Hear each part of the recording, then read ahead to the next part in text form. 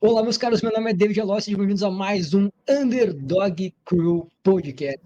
Aqui ao meu lado está ele, Bernardo Quirotti. E aí, pessoal, tudo bem? Sejam bem-vindos a mais um podcast aqui da Underdog Crew. Hoje estamos dando sequência nas nossas entrevistas e, David, hoje estamos com ele, o homem, o maior supineiro do Brasil, Fernando Watanabe. Uma salva de palmas. Fala pessoal, tudo bem? Tudo bem, David? Tudo bem, Bernardo? Obrigado pelo convite aí mais uma vez. Vai ser um papo bem legal, então espero que vocês gostem. Acho aquela pergunta clássica para iniciar o podcast, né, que a gente faz para todo mundo quando tem essa primeira entrevista com a gente. Como é que tu conheceu o powerlifting? Qual foi o teu primeiro contato? Como é que foi isso?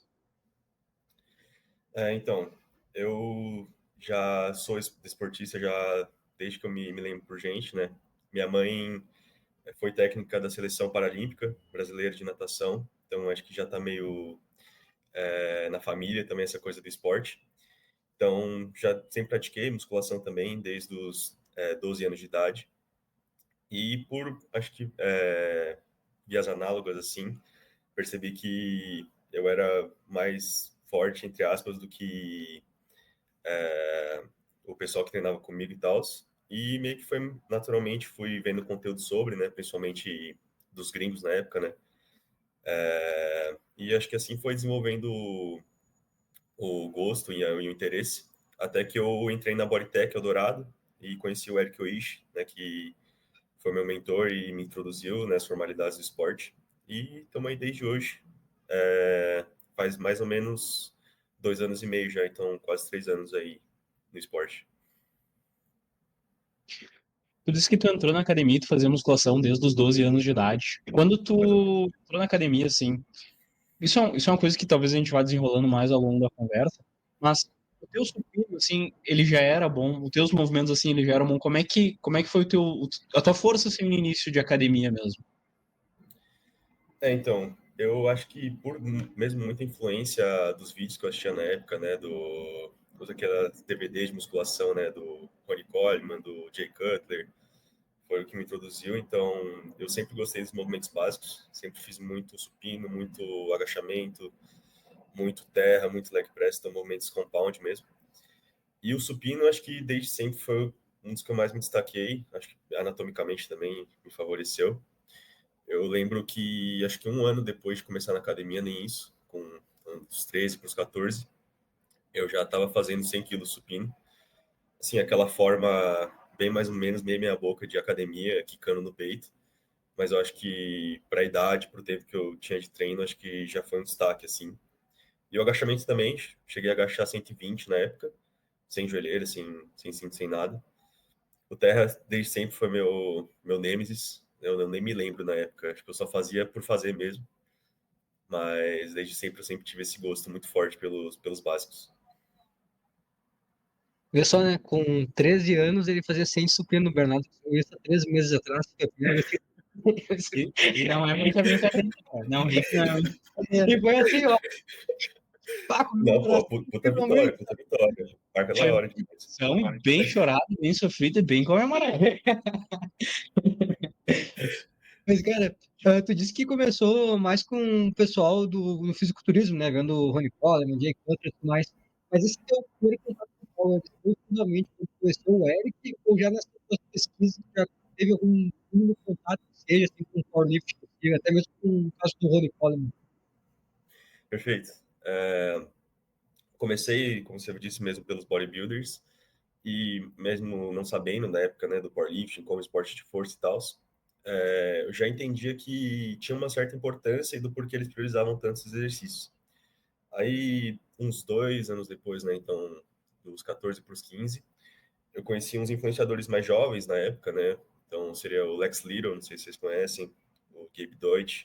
Então, eles eram mais nessa época estética do ZIS, essas coisas aí, e eles participavam de campeonatos de powerlifting, na época da USAPL, né, que era junto com a IPF, e acho que aí foi meu primeiro contato, que eu vi as anilhas coloridas e tal, falei, bom, então é já algo diferente, as regras de competição e tal, e fui atrás de algumas academias aqui em São Paulo, na região, que tivessem alguma estrutura ou algum direcionamento, porque já era algo que me interessava.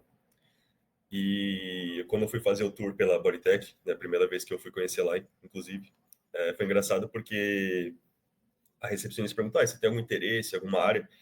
Eu falei assim: não, eu só quero ver a área de musculação, não me interessa piscina, não me interessa sala de ginástica, de pilates, eu só quero ver a musculação. E lá eu vi as anilhas da Calibre, né, da Aldin, e eram as anilhas de ferro de 25, eu já falei: não, é aqui que eu vou treinar. Então, acho que começou meio assim. E com toda essa questão assim, da influência forte do bodybuilding, da musculação dos atletas de fisiculturismo, não que a gente queira que aconteça isso, eu imagino que pelo contrário, que tu nunca vá para o bodybuilding, mas isso nunca foi uma vontade tua, isso, tipo assim, é uma vontade tua no futuro, como é que tu lida com isso atualmente?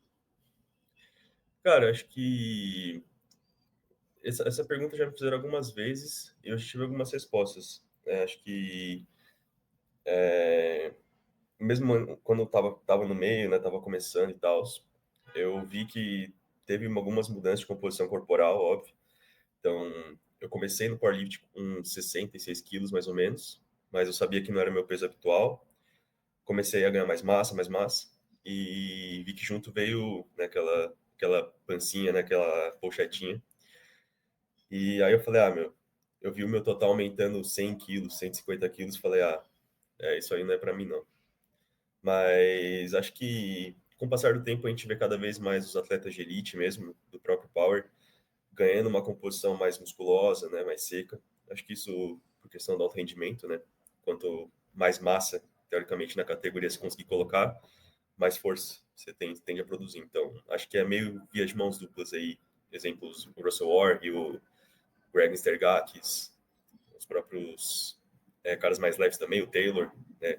Já era bem seco. Então, acho que, quem sabe um dia, mas com certeza não é prioridade no momento. Eu lembro quando eu comecei a conhecer o powerlifting, acho que a primeira vez que eu vi alguma coisa foi lá por 2017, 2016, que na época eu escutava um podcast e convidaram o Caio Botura na época para participar dele. E ele começou a falar de treino, não sei o quê, acho que era no segundo que estava se preparando para começar a fazer o documentário dele, algo assim. E aí eu escutei que eu tava vendo os vlogs deles e tudo mais, e foi aí que eu conheci o Eric Helms e comecei a conhecer o Power, porque ele tinha muita aquela coisa de tem influência do powerlifting, fala sobre o Eric Helms, e eu, não, eu quero ver quem é Eric Helms.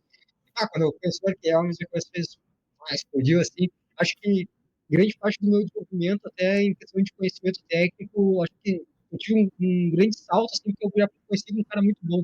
Então, a partir dele, eu conheci nomes maiores. E era muito forte a questão de turismo natural, né, da equipe do Eric Helms, essa coisa de pessoas que competem tanto no power quanto no turismo natural. Eu não tinha nada quando eu comecei, era uma coisa que eu pretendia mais ou menos, tipo, posso fazer esses dois caminhos, ir pro turismo natural para o power, né, para eu poder pesar 80 quilos com o cara que pesa 60, então, tipo, já tinha 20 quilos a mais, e eu até cheguei a pensar, talvez eu consiga fazer essas duas coisas assim, em todo em off, assim, como o off do fisiculturismo natural ele é muito longo, né? O cara fala, tipo, não tem como competir num intervalo menor do que 2 anos, porque vai ser muito pouco o teu que vai estar mostrando, então tem que dar um período maior de competição para outra. Eu pensei assim, pô, então se eu vou ter que ficar 2 anos, 3 anos treinando só, até mesmo em primeira competição, então eu vou fazer o powerlifting também, as competições para meio que estar mesclando para manter aquela coisa mais concisa, assim, de, continuar meus treinos porque eu tenho um objetivo mais curto. Mas no final, eu não tenho muito fisiculturismo natural aqui, eu meio que, No foda-se. final, não lembrou nem bodybuilder, nem Eu não lembrei nenhum dos dois. Eu larguei os dois caminhos. Hoje isso é uma coisa que, tipo assim, nem surge a cabeça. Mas tu acha que por ter essa visão, assim, que tu teve esse contato com o bodybuilder, ou se você começou a ter outras influências, conhecer outros caras que já tinham mais uma mescla, tu acha que isso te deu uma visão diferente de como se construir? Porque tu é um cara que competiu na 7.4, tu foi agora para 8.3, então já dá aquela diferença, assim, de pensamento de júnior, que não, tipo, vou ficar naquela categoria onde tô ganhando também, vou manter aqui, vou ganhar sempre na júnior. Não, parece que já quis desafiar, já quis categoria. Acho que essa parte do bodybuilder influenciou na sua tomada de decisão. Perfeito, David. Puxando aí o gancho ainda também do Botura e do Helms, eu lembro também no vídeo que o Botura fez há muitos anos, né, quando ele tinha se mudado para os Estados Unidos na época. Ele e o Coach Rubens, eles foram testar as máximas de terra do Botura, um negócio assim. E é engraçado você comentar porque, na época, acompanhando esse pessoal também do mais science-based, nem existia esse termo na época, né, science-based. Era conhecimento meio difundido na internet, né? E o Power Building, hoje em dia chamado, é muito uma metodologia de treino que eu acho que não deveria nem ter um nome assim, porque é meio universal, sabe? Do mesmo jeito que a musculação pode ser usada para todos os esportes, né? Seja aeróbico, seja anaeróbico, né? O powerlifting também, o treinamento de força pode ser usado para muitas outras coisas, e tanto para qualidade de vida quanto para desporto. Então, acho que esse também foi uma influência muito grande na minha própria filosofia de treino mesmo. Eu valorizo muito os acessórios, muito. Tanto é que em época de off-season, eu nem me preocupo muito em progressão de básicos, assim. Tento botar o máximo de volume, o máximo de massa que eu consigo, e dar muita prioridade na intensidade da própria musculação. Acho que isso me facilitou também a subir de categoria mais fácil. Sempre tive muita facilidade, assim, para ganhar massa e para comer bem. Então, acho que foi meio uma via natural. E puxando também do aspecto da questão do desafio, eu entendo, acho, 90% dos casos aí das pessoas que ficam meio apegadas à categoria, né? Fala assim, bom, já ganhei títulos nessa categoria, me sinto confortável relativamente no peso. Mas aí, já puxando para os caras das antigas também, o Kirk Kowalski, né? Foi um dos melhores agachamentos que eu conheço. Falou assim, meu, você não tá aqui para pegar o máximo, o peso necessário para sua categoria, você tá aqui para pegar peso. Se você aumenta 30 quilos de total, mas você ganha 50 quilos de massa corporal também, você pegou mais peso. E no final é isso, entendeu? Eu acho que entendo a questão do aspecto, né, do GF, né, do DOTS, independente da, da numeração que você quer usar, né, de comparação peso levantado a peso corporal, mas eu quero ficar mais forte. E se ganhar peso corporal é um meio para isso, eu não me importo de pegar adversários mais fortes. Eu quero evoluir no esporte de maneira mais efetiva. E eu sei que ficar na 7-4 ia ser um fator que poderia inibir isso. Então, aceitei já essa nova empreitada já para os próximos anos aí. Melhorar esse total e essa composição. Pois é uma coisa muito interessante, né, cara? Porque é até engraçado que os 74 quilos, quando a gente assistiu lá, não teve ninguém assim que tu olhasse e falasse, ah, não, esse cara aqui foi muito bem. A 74 foi um show de horrores, né, cara? Foi assim, Muito perfeito. foi uma briga quem errou menos. Tá? E se tu fosse no 74, ia ser estupidamente dominante. Só que aí tu foi pro 83. E o 83 é uma categoria, assim, violentíssima, né, cara? Tem o Davi, tem o Petra, tem muitos clubes muito fortes. Então eu acho que o fato de tu ter essa mentalidade, eu acho que é algo que vai ser muito interessante no futuro. Assim, agora talvez acontece exatamente isso. Quando tu subiu uma categoria, mas tu não preencheu ela totalmente, porque, enfim, quando tu preencher uma categoria em um espaço curto de tempo, isso te prejudica. Mas eu acho que, assim, a nível do teu desenvolvimento particular é algo extremamente positivo. E é interessante isso aí que tu falou de que nesses períodos assim que tu vai ficar mais distante de competições, tu não te preocupa muito com o desenvolvimento do supino especificamente, e sim no desenvolvimento do teu corpo como um todo, né? E acho que isso é uma das coisas que poderia ser mais produtivo para todo mundo. Porque, assim, é impressionante como no Brasil o pessoal tem supino ruim, cara.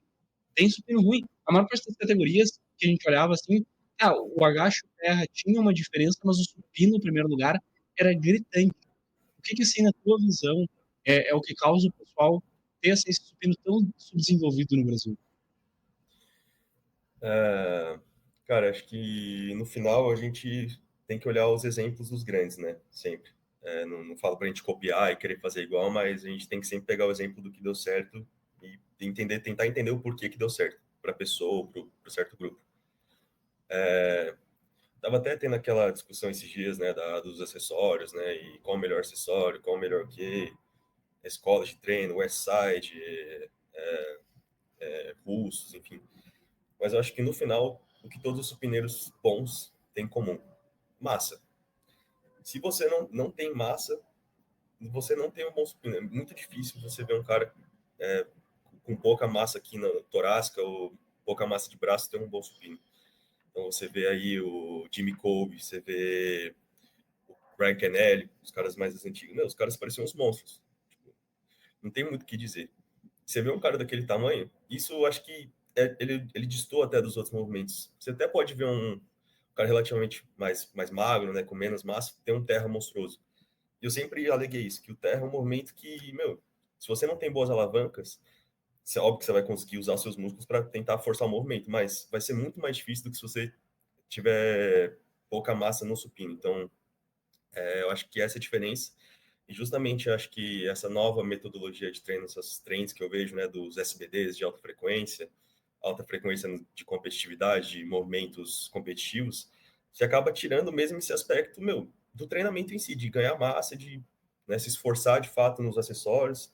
E acho que isso é algo que eu valorizo muito, principalmente treinamento de costas, que é uma coisa que eu vejo muito negligenciado. Vejo muito pouco exercícios prescritos com intensidade que precisaria ser feito. E acho que acaba dando nisso, né? Um supino que acaba sendo negligenciado no final do dia. Eu lembro que nessa fase que eu tava meio que, tipo, fisiculturismo, powerlifting, eu lembro que eu tava na ideia de, tipo, ganhar peso, eu queria muitos 80 quilos, era uma coisa que estava na minha cabeça. Eu sempre tive um peito muito desenvolvido, então não era uma musculatura que eu jogava muito volume, e sim porque, eu sempre tive muita facilidade, e, cara, meu volume de treino, eu tava, qual que é o teu treino de peito? Cara, eu faço 4 séries na semana, subindo isso aí, não faço mais nada pra peito, é isso que eu fazia. Mas, tipo assim, eu tinha eu me dedicava mais nos acessórios, eu me dedicava, tinha essa coisa de questão de ganho de peso, eu lembro que, pô, no meu último dia, assim, de booking, assim, eu pesei 80 quilos, eu não aguentava mais comer. Tá, aqui tá os 80 quilos, eu parei que eu não consigo mais. Ah, o cara botou todas as roupas de casa. Não, foi assim, ó, eu acordei com 80 quilos, graças a Deus, eu não aguentava mais. Tava assim, ó, eu subia assim uma lomba assim e já ficava ofegante, tava horrível para manter aquele peso. Apesar de que eu não tava gordão assim, tava, até que não tava tão, a composição não tava tão ruim, mas eu tava estufado de comida mesmo, sabe, de comer demais. E eu lembro que na época eu cheguei a 140 de supino. Tipo, eu tive um desenvolvimento legal de supino até mais do que nos outros movimentos. Foi muito por conta disso, tá ganhando massa. O Eric Helms fala, né, que ele teve um grande aumento de supino dele quando ele ganhou peso. Tipo assim, eu consegui ficar melhor. Porque... Ele até falou, cara, talvez a minha bunda tenha aumentado também, meu arco, isso aí, meu peito aumentou, e, tipo, tudo meio que foi colaborando e fica mais confortável. Tu também foi um cara que ganhou muito peso Sim, quer dizer, sim, ganhou muito peso de supino quando começou a ganhar mais peso também, né? sim. E a proporção também parece que não fecha. Tipo assim, ganha um pouco de peso e o teu supino melhora bastante. Não é aquela coisa assim que ela é casada. Então, realmente, às vezes o cara sobe uma categoria inteira e o supino tem uma diferença do caralho de cima disso. Eu acho que tem a State que é uma categoria que, se tu olhar para os atletas lá, tu não olha nenhum daquele júnior e Tu olha o pensa assim, Trucati, não, quem tem ganhar peso. pega o Trucati, cara, não tem como ser um 7-4, não tem como aquilo ser um 7-4, e claramente isso aí acaba prejudicando no desenvolvimento do atleta como um todo. Mas faz muito sentido essa questão que tu falou, que o ganho de peso, a parte de estar se dedicando mais aos acessórios em si, ele acaba te ajudando muito. O Jay Flex é um cara que trabalha muito isso, né? Ele fala que, principalmente com caras jovens, um cara leve, que não aguenta muito volume, que vai ter bastante volume. Eu sei que nós tivemos um caso do Olivares, que ele falou que, meu, o Olivares aí sim, é foda. É muito peso ali levantado, então a recuperação dele é muito bem. Então, um cara que está iniciando tem que estar focando mais tarde. Então, eu acredito que, para quem está começando agora, cara mais jovem, assim, sub-júnior, o negócio ele é fazer um treino. É que nem falou, tipo assim, meu power builder é meio. Uma forma de dar uma nomenclatura a algo, mas é algo que todo mundo basicamente deveria fazer, né? Em geral, assim, todo mundo é meio power builder, né? Porque o power e o bodybuilding tem essa mescla que eu ganho de massa muscular em processo de powerlifting. Mas, tipo assim, o iniciante, eu acho que esse trabalho acessório é tão importante quanto o cara ter também uma exposição aos principais e aperfeiçoar os movimentos. Perfeitamente. E ainda puxando o gancho do que você falou, né? É meio simultâneo, assim. Ganhou peso, supino melhor. É meio simultâneo, acho que para todo mundo, algumas raras exceções. E eu acho que é diferente no agachamento e no terra. Né? Obviamente, quando você ganha mais massa também, né, glúteo, quadríceps, que o agachamento tende a melhorar. Porém, aí tem aquela coisa, né? O equilíbrio da barra, como você equilibra ela nas suas costas. Então, você tende a ver atletas que ganharam peso ou perderam peso, tende a ter essa dificuldade de achar esse centro de gravidade no agachamento, tende a atrapalhar nos primeiros meses, nos primeiros blocos, depois melhora. E no terra, né, algo que eu pessoalmente senti muito no sumô, Com 7,4 eu conseguia ter um encaixe de quadril muito bom no terra, para as minhas proporções. E eu estava bem contente com isso também. Né? Meu terra tinha melhorado bastante, principalmente no Sula, né? E, meu, eu comecei a ganhar peso, eu não conseguia achar aquela posição. Eu abria a base, ficava ruim. Fechava a base, ficava ruim. E eu não conseguia achar. Eu acho que também esse é um diferencial do supino, que dá mais ênfase ainda nessa questão de, meu, você tem que botar massa. E ainda, agora, respondendo a pergunta, você deu o exemplo do Olivares também. O que eu, aí na minha opinião, né? O Steve Denove, né, do PR's Performance, falou muito isso, bateu muito isso já nos últimos anos e acho que vem cada vez mais sendo aparente. Se você tenta treinar uma mulher de 47 quilos, do mesmo jeito que você treina um super heavyweight, que agacha 400, vai dar muito errado. Né? Isso é meio óbvio. Mas por quê? Porque ele vê um dos principais motores de adaptação neural, que é a força, né? No nosso caso, é a carga absoluta. Então, como que você vai fazer o cara que agacha mais de 400, agachar 2 vezes na semana com 80% de intensidade que seja, ele não vai conseguir recuperar. E se você botar, talvez, essa frequência para uma mulher de 47 quilos, que agacha 100 quilos, vai ficar muito leve. Então, acho que essa questão no meio termo e tentar entender que o treinamento é individualizado, não tem jeito. Não tem jeito. Mas, como via de regra, sim, principalmente para iniciantes, não tenham medo de fadiga, não tenham medo de se cansar demais. Meu, confia em mim. Tipo, nos primeiros 2, 3 anos de treino, você não vai se cansar. Tipo, você pode ficar dolorido, mas seu sistema nervoso não vai fritar. Você não tem ainda essa capacidade de fritar o seu sistema. Você não consegue recrutar direito seus músculos para fazer o movimento. Então, assim, sem medo. Treinem e gostem do treinamento, entendeu? Acho que essa questão. Tem que gostar do que faz, tem que gostar de treinar, gostar de botar intensidade nos treinos e não ficar com medo dessa questão da fadiga, tanto assim, principalmente no começo, né? O Watanabe, ele assinou embaixo, igual o Gui disse, faça um supino 2 vezes no dia. 14 supinos na semana. Cara, agora dando segmento um pouco na tua trajetória e tudo mais, como é que foi a tua primeira competição? Como é que foi, assim, a tua introdução à competição? Como é que foi a tua performance na competição? Como é que foi a tua impressão da competição como um todo, né? Cara, minha primeira competição foi o Estadual Paulista de 2023. Foi em outubro, final de outubro, dia 22 de outubro, até lembro a data.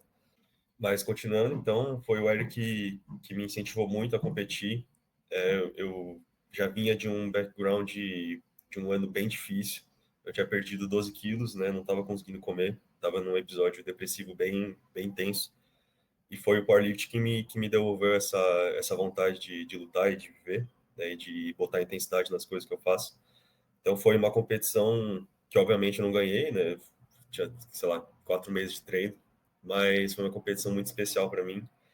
Eu lembro que eu tinha feito, sei lá, 4 de 9 no dia, foi um dia tecnicamente horroroso, mas foi um dos dias, umas competições que eu mais saí feliz, que eu mais saí revigorado, assim, de certa forma, de entender que aquilo podia ser uma chave, uma coisa nova na minha vida, que eu poderia dar continuidade, que ia me fazer bem.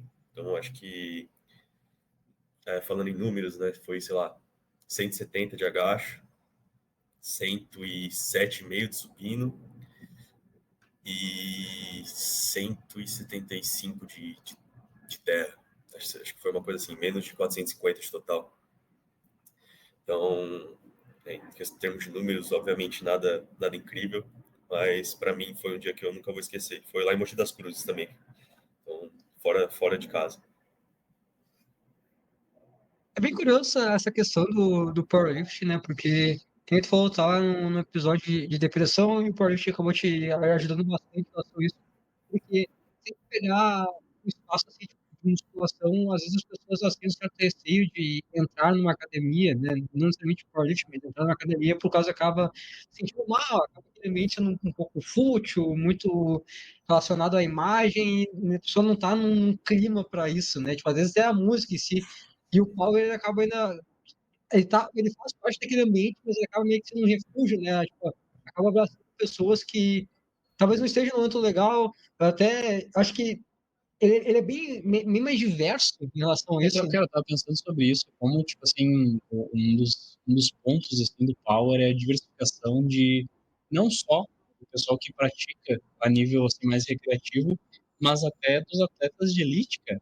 Tipo assim, se a gente for olhar todo mundo de elite, são pessoas muito específicas, então. Tipo assim, o Russ é um empresário que tem toda uma questão assim, de lifestyle, aí o Austin Perkins é um cara que ele é tipo assim, um cara normal, casado, que veio de um background de futebol americano, aí tu pega o Ashton, que é um cara que é militar, Que aliás fez um terra muito bom esse que dia. fez um terra absurdo. 360 e poucos O cinto dele sofreu, mas... Então, tipo assim, realmente, a questão da diversificação, quanto o Power é de fato, ele é acolhedor, não no sentido figurado, ele é literalmente acolhedor, né, cara? Sim. Eu lembro até que quando eu estava numa fase que eu estava cursando engenharia, eu entrei no curso e que, sei lá, engenharia, também federal, acho que é uma oportunidade importante para mim estar lá. Mas, não tem nada a ver com engenharia. Eu lembro que o Power era meio que um refúgio para mim. E aquela coisa, nada mais motivador que, tipo assim, tu querer continuar a viver, que tem uma barra te esmagando e tu fazer força para lutar contra ela. Pô, é quase que algo se tá lutando pela tua vida. Então, de fato, Alegoricamente. tu tá lutando pela tua vida, então tu quer realmente viver, só tu não tá num ponto ideal da tua vida, num momento que tem outras coisas que se. Mas, enfim, é bem interessante quanto que o Power ele acaba tendo esse fator psicológico de cada um poder explorar a força que há dentro de si, né? E o quanto isso pode expandir para outras áreas. Quanto que o Powerlift te ajudou, assim, não necessariamente só nesse caso, mas sim te ajudou em questões fora do tablado em si. Falando uma frase aí do Jerry Skingamo, né? O cara do X3 também. Ele foi no podcast do Six Pack, o King of the Lifts, e ele falou: eu tenho família, eu tenho filha, eu trabalho até de noite, e a última coisa que eu quero fazer no meu dia é treinar. Mas eu sei que se eu não for, vai ser muito pior para minha cabeça do que se eu for. Então eu vou e dou tudo de mim lá porque eu sei que aquilo vai me fazer bem e aquilo me traz paz. Eu acho que isso exemplifica o sentimento de muita gente, né, que tem vida fora do esporte, que não consegue viver do esporte, tem família, tem emprego, e a academia, o horário de treino acaba sendo algo sagrado até, né, o que você não pode abrir mão porque você sabe que aquilo vai te fazer bem. E no meu caso também, na época eu estava no ensino médio, terceiro ano do ensino médio, não estava conseguindo ir para as aulas, perdi muitas aulas por causa de não conseguir levantar da cama de manhã, de não ter a mínima vontade. E o powerlifting me trouxe isso de volta, me trouxe essa motivação de querer levantar e de querer correr atrás das coisas, de estudar. Então comecei a voltar para as aulas. Então, basicamente, é brega falar isso, mas o powerlifting me trouxe a vida de volta, né, de certa forma.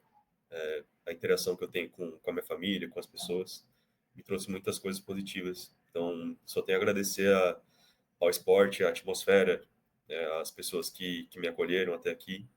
E acho que no final esse que deixa o esporte um ambiente acolhedor para todo mundo, tão diversificado, como vocês falaram também. Né? Cara, dando sequência na tua trajetória, como é que foi o teu primeiro brasileiro? Como é que foi a tua primeira experiência ali competindo com todas as outras pessoas do Brasil? E depois eu quero saber como é que foi o teu sul-americano. Cara, brasileiro foi uma experiência tenebrosa, cara. Eu acordei no dia, pesei aqui em casa, tava 1 quilo acima. Eu falei, puta merda, já não sei mais o que fazer. Aí o Eric não tá me respondendo as mensagens, que ele já tinha ajudado no dia anterior e devia estar dormindo ainda. Aí eu falei, bom, o que eu faço? Cheguei lá no local de competição, umas 3 horas antes, e pedi licença para pesar ali no lugar. E era isso mesmo, estava 1 quilo acima. Então, aquilo, copo, cuspe e sair correndo. E acho que é uma sensação pior ainda, porque eu vi todo mundo batendo peso e só eu tava lá correndo igual um maluco, cuspindo no copo. No final, bati por 73.900 por 100 gramas. E, meu, tava pingando do primeiro fio de cabelo até o dedão do pé. E eu tinha meia hora pra botar o singlet e aquecer. Então, meu, não preciso nem falar que o agachamento foi horroroso. Perdi a primeira tentativa. Fiz a segunda e perdi a terceira. Se eu não me engano, acho que foi um 8,7,5 de agacho. E supino já estava conseguindo recuperar um pouco mais, acho que já tinha conseguido reidratar um pouco, né? O Pedialyte, os Gatorades. Mas assim, A hora que eu errei o terceiro agacho, eu falei, vai ser brigado até o final. E na época tinha o Diego Luque, né? Competiu contra mim também. O Luiz Fernando Cunha competiu agora também, no Brasileiro desse ano. Então, meu, eu tava acirradíssimo, coisa de assim, 5 a 2,5. E foi no terra. E mentalmente eu sempre vou muito abalado pro terra, porque eu já sei que, meu, terra é só sofrimento para mim, mas que eu vou ter que brigar até o final. E foi o que aconteceu. Ganhei no terceiro terra e torci para que eles não fizessem a terceira deles, né? Porque eles puxaram por último, então aí só resta sentar e ajoelhar e rezar. Mas dessa vez deu certo, e eu acabei ganhando. Mas foi por muito pouco. Foi uma experiência que abriu muito meus olhos para ver que, bom, você precisa levar um negócio um pouco mais a sério para não precisar sofrer tanto assim na hora também, dieta alinhada, né? Sono, essas coisas. Então eu comecei a levar essas coisas mais em consideração. E foi no Sula também que foi o Terra, né? Mas eu acho que eu vou deixar vocês puxarem.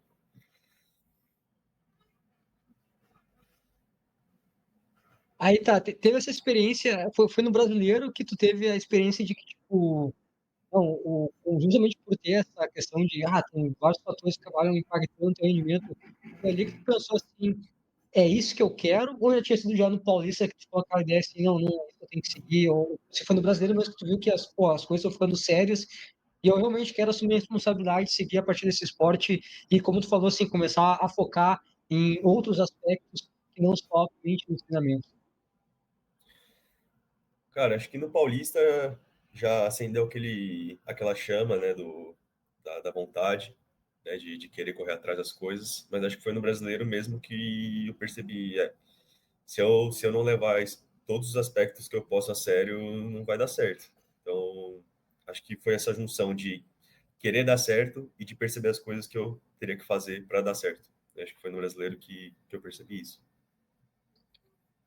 Pô, e como é que foi o teu. Porque o Sul-Americano é engraçado, né? Porque o pessoal sempre conta a história do Sul-Americano e sempre assim, a coisa mais horrível possível. Sempre acontece assim, 300 de coisas possíveis. Pelo menos eu imagino que tu deve ter aprendido a questão do teu peso e tudo mais.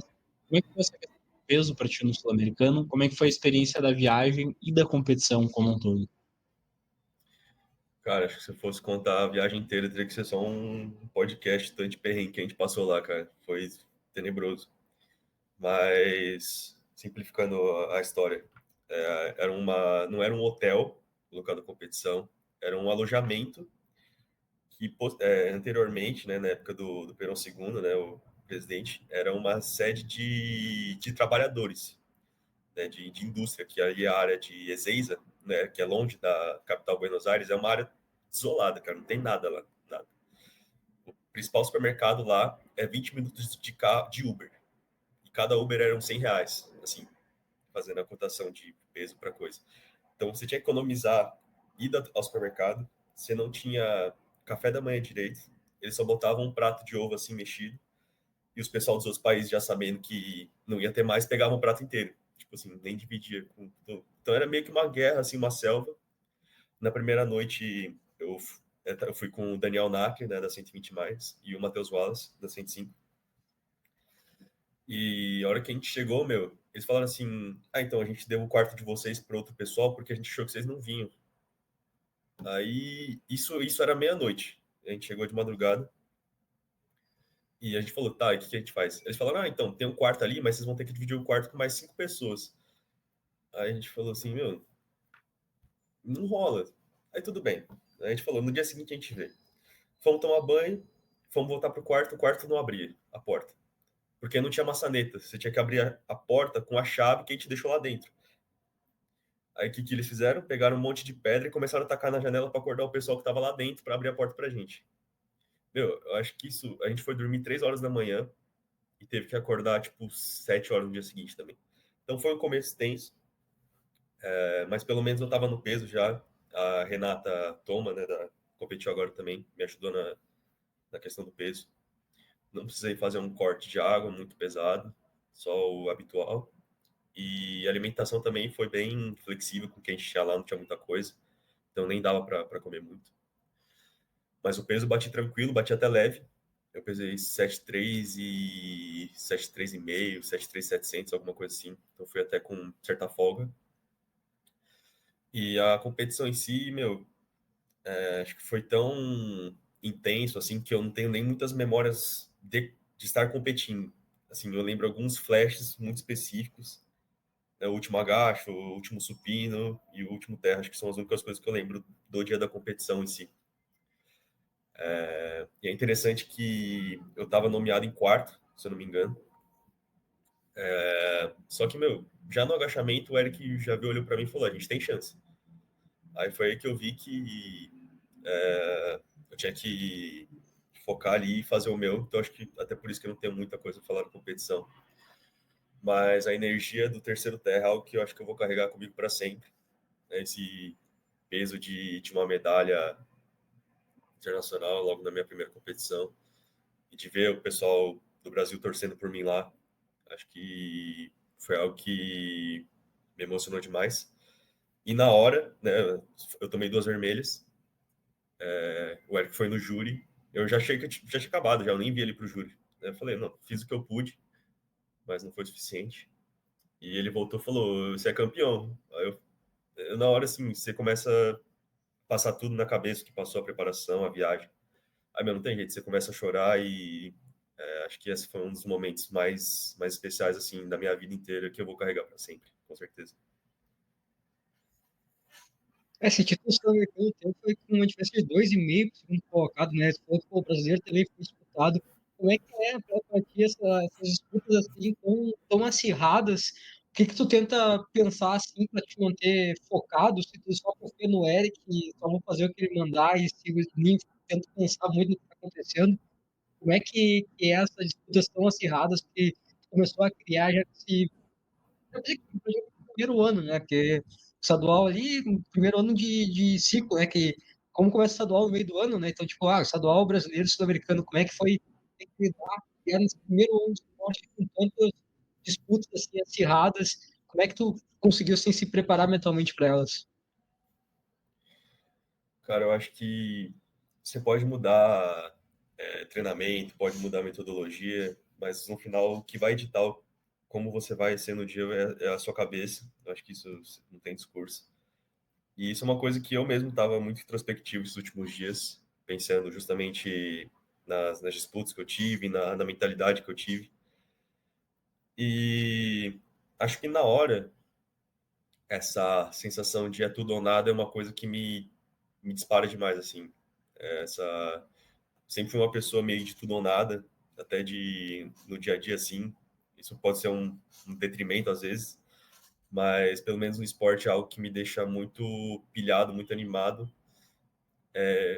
muito mais animado do que nervoso. Eu acho que tem muita gente que em competição assim acaba meio que congelando, talvez, mas eu fico animado e eu acho que isso é uma coisa que me ajuda demais a aproveitar o momento mesmo e entender que aqui para aquilo que eu treino e é para aqui que eu vou colocar todos esses frutos do esforço. Então, acho que essa mais mentalidade de é tudo ou nada, mas eu tô aqui pelo fruto de tudo que eu fiz, então eu vou aproveitar esse momento. Cara, complementando essa pergunta, porque assim, não é só a questão da diferença que é pouca, é uma pouca diferença para um cara que tem o terra como pior movimento. Então, assim, a maior acumulação de total que tu tem, ela já passou, e ali tu tá brigando por uma questão que vai ser decidida no acerto ou no erro da última pedida do cara. Como é que eu vou dizer assim, como é que é o teu emocional nesse sentido? Até, assim, tu pode até falar agora um pouco da tua questão de percepção, das tuas estratégias de pedidos e tudo mais, porque, cara, eu acho que é basicamente isso, né? Quando o cara tem um agachamento bom, quando o cara tem um supino bom, só que o terra não acompanha, o terra é um momento, assim, de clímax terrível, terrível.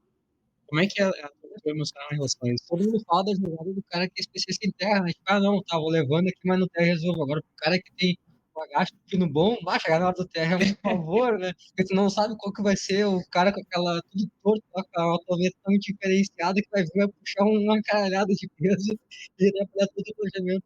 Mas é bem... Pô, cara, vai ter sua conta. Obrigado. Não, uma boa pergunta, inclusive. O engraçado é que no Sula, além do ouro de total, eu peguei prata em todos os outros movimentos. Então, assim, acho que mais mediano, entre aspas, que isso é impossível, né? Pegar o ouro de total e prata em tudo o resto. Mas acho que confiar, principalmente que você está pacing, né? Ganhando momentum para aquilo, daí garantindo que, assim, o cara vai precisar puxar muito mais do que ele está acostumado, o nervosismo mesmo vai atrapalhar ele na hora de puxar.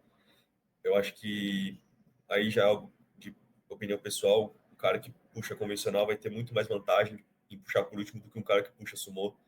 Sumô é um movimento muito técnico, qualquer desvio ali de concentração de técnica vai ferrar o cara. E eu acho que mais que isso, também acreditar que o que você fez, o que você podia, você fez o seu melhor. Eu posso perder quantas vezes eu precisar perder, mas nunca vai ser porque eu não tentei o suficiente, nunca vai ser porque eu não me esforcei na hora o suficiente ou que eu não fiz o que eu acreditava. Por isso que eu não me importo nessas horas depois que eu faço meu último terra, é isso mesmo, é sentar, assistir a competição das outras pessoas e torcer porque o que eu fiz foi o suficiente para levar o ouro do dia. Encerrando essa temporada aí, pô, ganhou o Sul-Americano, fechou aí a tua participação como um sub-júnior, né? Aí tu vai para júnior, já um cenário totalmente diferente, tu ainda troca de categoria, tu tem novos competidores. A 83 quilos, ela estava muito preparada em questão da sub-júnior, né, por causa do Davi e do Máquina, que eram, pô, caras absurdos, assim, mas aquela coisa da júnior em si estava muito em aberto o título. Eu lembro que na época eu fiz os vídeos sobre todas as categorias em si, eu até cheguei a conversar contigo, né? Porque quando eu crio os vídeos, eu preciso criar uma linha narrativa de como que eu vou contar aquela história, entendeu? Então, tipo assim, eu comecei a falar do Samuel, acho que eu falei, eu não lembro quem mais eu falei, e eu falei, no final tem esses caras aqui que estão vivendo um momento diferente na categoria. Acho que no caso do eu acho que o Correia, que era um cara que trocando de categoria e potencialmente iriam brigar pelo título. E eu lembro que na época o Lourenço falou, pô, o cara não se importa, não sei o Ah, o quê. Lourenço ficou puto, cara. Ah, o Lourenço ficou putaço. Aí, inclusive, fez ele cravou, né, no preview, não, que ele vai ganhar, que só um milagre tiraria esse título dele. Aí, no caso, o Samuel ganhou, ele fez aquele vídeo falando, tá aí um milagre, não sei o quê. Então, criou toda uma atmosfera. Como é que tu vê essa questão de que, pô, que nem a gente tenta criar toda uma narrativa para ficar mais interessante para quem quer começar a assistir ou para quem assiste, para dar uma expectativa maior, né? Criar essa narrativa, criar umas histórias, conectar pontos, gerar essa expectativa, assim, ela acaba sendo muito importante para a gente conseguir adquirir mais pessoas envolvidas no esporte, né? Porque tem pessoas que pegar atleta de power, às vezes, as pessoas competem, mas elas não assistem muito competições de powerlifting. Eu compito, mas se eu conversar sobre power no geral, muito conhecimento, é difícil, quando tu não tem uma narrativa, fica uma coisa muito vazia, tu não sabe quem são os atletas, não sabe quais são as disputas, é tudo muito falso, assim. Como é que foi para ti ter esse início na 83, esse início na Júnior, e ter essa coisa assim, das pessoas criarem uma expectativa muito alta sobre ti, aí a gente não fala nada assim, muito específico, assim, não dando muito destaque para ti. Como é que fica todo esse jogo assim, que talvez seja até um jogo extra, assim, que tanto nós, como o Nexus e todos os outros criadores de conteúdos, mais no sentido, assim, de fazer análise técnicas. Como é que tu acha que toda essa expectativa gerou para a tua estreia na Júnior e no Campeonato Brasileiro em si? Acho que na época eu até cheguei a. Você tinha mandado mensagem pedindo desculpa por não ter comentado tudo. E eu falo, cara, eu acho que a mídia, com certeza, é grande parte de qualquer esporte, de qualquer coisa que você queira dar de mais divulgação e dar mais acesso. E, meu, eu entendo, eu até falei, não, fica tranquilo. Eu acho que a mídia é algo que, de fato, não me preocupa absolutamente nada. Eu tô mais preocupado em ser atleta, em performar, né? Nada contra o pessoal que faz mídia com esporte e tudo mais, mas pessoalmente, assim, eu sou um cara muito pouco ativo nas redes, né? Acho que só posto os treinos ali, muito pouco também, mas acho que mais expectativas próprias mesmo que eu tinha para mim. Em preparação eu totalizei 645, então foi 237,5 de agacho, 165 de supino e 240 de terra. E fazer quase 30 quilos a menos no dia, com certeza não foi o ideal, obviamente. Né? Então, me fez perceber também que eu preciso executar melhor, eu preciso ser mais consistente. Eu sou um atleta, eu me considero muito pouco consistente em termos de acertos.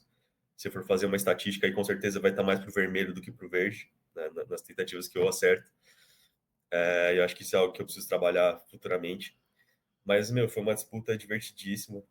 O correr, o pessoal são pessoas muito, muito divertidas, até no backstage, lá na pesagem, a gente estava brincando e tudo mais. Então, foi uma competição muito leve nesse sentido.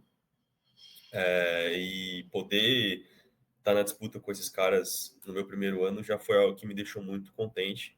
Algo que a própria evolução que eu tive na periodização, nos treinos, me deixou muito feliz. Eu sei que ainda consigo desempenhar muito mais ainda esse ano. Eu espero que no Mundial eu consiga, de fato, executar o que eu estou planejando executar. E vou fazer tudo que eu tiver no meu alcance para fazer isso acontecer. Mas, em termos, assim, de mídia, de competição, é algo que eu tento sempre levar, deixar isso em segundo plano e focar ali só no dia, mesmo em executar. Ainda bem que ele deixou bem claro que ele não tem nenhum problema com criadores de conteúdo de powerlifting, senão ele ia chegar em casa e ele ia apanhar da mulher. Cara, dando sequência nesse teu ritmo de mundial e tudo mais, como a gente falou, a gente tem uma expectativa muito grande sobre ti. Não querendo colocar pressão, mas a gente vai colocar pressão de qualquer forma. O que que a gente pode esperar desse teu mundial? Como é que tá os teus treinos? Como é que tá a tua preparação? O que pode nos apresentar agora? Né? Não te colocando em uma posição de ter que cumprir metas impossíveis, mas tu pode nos apresentar sobre a tua preparação. Inclusive, com o fato de que teve uma lesão nesse meio período, né? Também conte mais sobre como que isso aconteceu, como é que está sendo essa recuperação e toda essa preparação no geral. Acho que eu vou, como você falou, também vou apresentar uma linha narrativa aqui. No começo do ano, já tinha decidido que ia subir de categoria, olhei os recordes e pensei, bom, supino já consigo pegar. O agachamento do Matheus e o terra do Matheus, sem fora de cogitação, obviamente, o terra dele, né? Mas o agachamento eu também cogitei e falei, bom, talvez, vamos ver como vai ser a periodização, talvez eu consiga arriscar aí o agacho supino e talvez total, quem sabe, se meu terra acompanhar também. Aí veio o brasileiro, performei mal, mas a preparação foi muito boa, assim, que eu consegui trazer bastante força, bastante adaptação da própria preparação. E logo na segunda semana, voltando do campeonato, eu tive um estiramento do quadrado lombar direito, uma contraturazinha, né? Nada muito grave, mas me debilitou bastante. Fiquei uma semana de cama, basicamente. E eu já tenho um histórico também com lesões na coluna, já tive outras contraturas antes, mesmo longe do power, antes de começar. Acho que tem um fator genético também, minha família é reumática, né? Então, muitas doenças degenerativas aí. Talvez isso possa me afetar um pouco em relação a isso. E outra coisa também, que eu acho que eu nem cheguei a postar alguma coisa assim, mas logo depois, voltando da lesão das costas, o meu joelho começou a me incomodar muito, assim, mas para andar e para subir e descer a escada. Fui fazer uma ressonância também, e eu tô com 2 edemas, um em cada joelho, e um derrame articular do joelho esquerdo, que é o que tá mais incomodando agora. Então, acho que o meu joelho sempre foi algo que me incomodou muito. Fiz judô muitos anos e me incomodava na época, mas agora está me incomodando mais. Então, acho que no final, essa questão de querer manejar, né, ter a força de vontade de conseguir puxar o seu corpo, mas ao mesmo tempo se respeitar e respeitar o tempo que você ainda tem de esporte, né? Pô, eu tenho 2 anos, imagina eu me aposentar agora por causa do joelho, saca? Então, tentar levar isso em consideração sempre. Mas a periodização está fluindo muito bem, as dores estão bem sob controle. Eu planejo acabar aí a preparação mais ou menos perto do que eu parei da última vez. Pelos meus cálculos, aí eu vou parar perto de 650, se der tudo certo. Então vai ser mais ou menos uns 235 de agacho. O supino, quem sabe aí 3 vermelhos na barra. E o terra, tô deixando meio uma incógnita ainda, não tô puxando muito. Então, vamos ver o que leva aí. Mas o supino, até agora, eu bati pé em todas as variações, todas as zonas de repetição. Larsen, close grip, tempo, bati pé em todos. Então, vamos ver até onde leva aí. Não que eu queira que o Watanabe perca o joelho e se aposente de agachar, né? Mas um Watanabe full supino seria interessante, né? Isso é interessante. Seria interessante. Também fazer esse ponto, né, essa dedicação pro supino em si, talvez uma competição mundial de supino, algo do tipo, né, seria bem... E também acho que tipo assim, sei lá, o equipado, assim, ele pode gerar um tipo de interferência e tudo mais. Eu acho que o supino é muito mais suave, assim, de fazer competições de supino, assim, até mesmo no nível mundial, porque você vai treinar supino, já treina, todo mundo treina supino bastante, então é meio que só continuar, né? E eu sou um cara que entendo perfeitamente ele, porque, olha, eu também tenho super bom, eu também tenho as costas todas fodidas, terra pra mim é uma merda de fazer, então, olha só, eu te entendo perfeitamente. Uma vez eu também fiz um treino de terra convencional, nem tava pesado, eu me estourei minhas costas de uma maneira assim, acho que eu fiquei final de semana assim, eu não conseguia sair da cama, tipo assim, deitado, eu tinha total mobilidade, eu me levantava pra sentar, e era uma dor, uma dor, uma Pô, dor. uma coisa que é engraçada que isso tem acontecido contigo, né? Que, tipo assim, tu arrebenta as costas, aí tu não quer se dobrar pra frente, tu fica dobrando os joelhos, aí tu fode o joelho também. Então, tipo assim, eu te entendo perfeitamente o teu caso, mas que tu tá, assim, vislumbrando em relação ao Mundial? Tipo assim, já deu uma olhada nos seus adversários? Eu não digo nem assim, até em questão de disputas em si, mas, tipo assim, pô, tem caras que tu quer estar lá perto e olhar como é que aquele cara vai reagir à competição, como é que tá se sentindo em ter essa oportunidade de estar representando o Brasil agora, não só no Sul-Americano, mas no Mundial ainda, no mais alto nível. Como é que tá toda essa tua expectativa?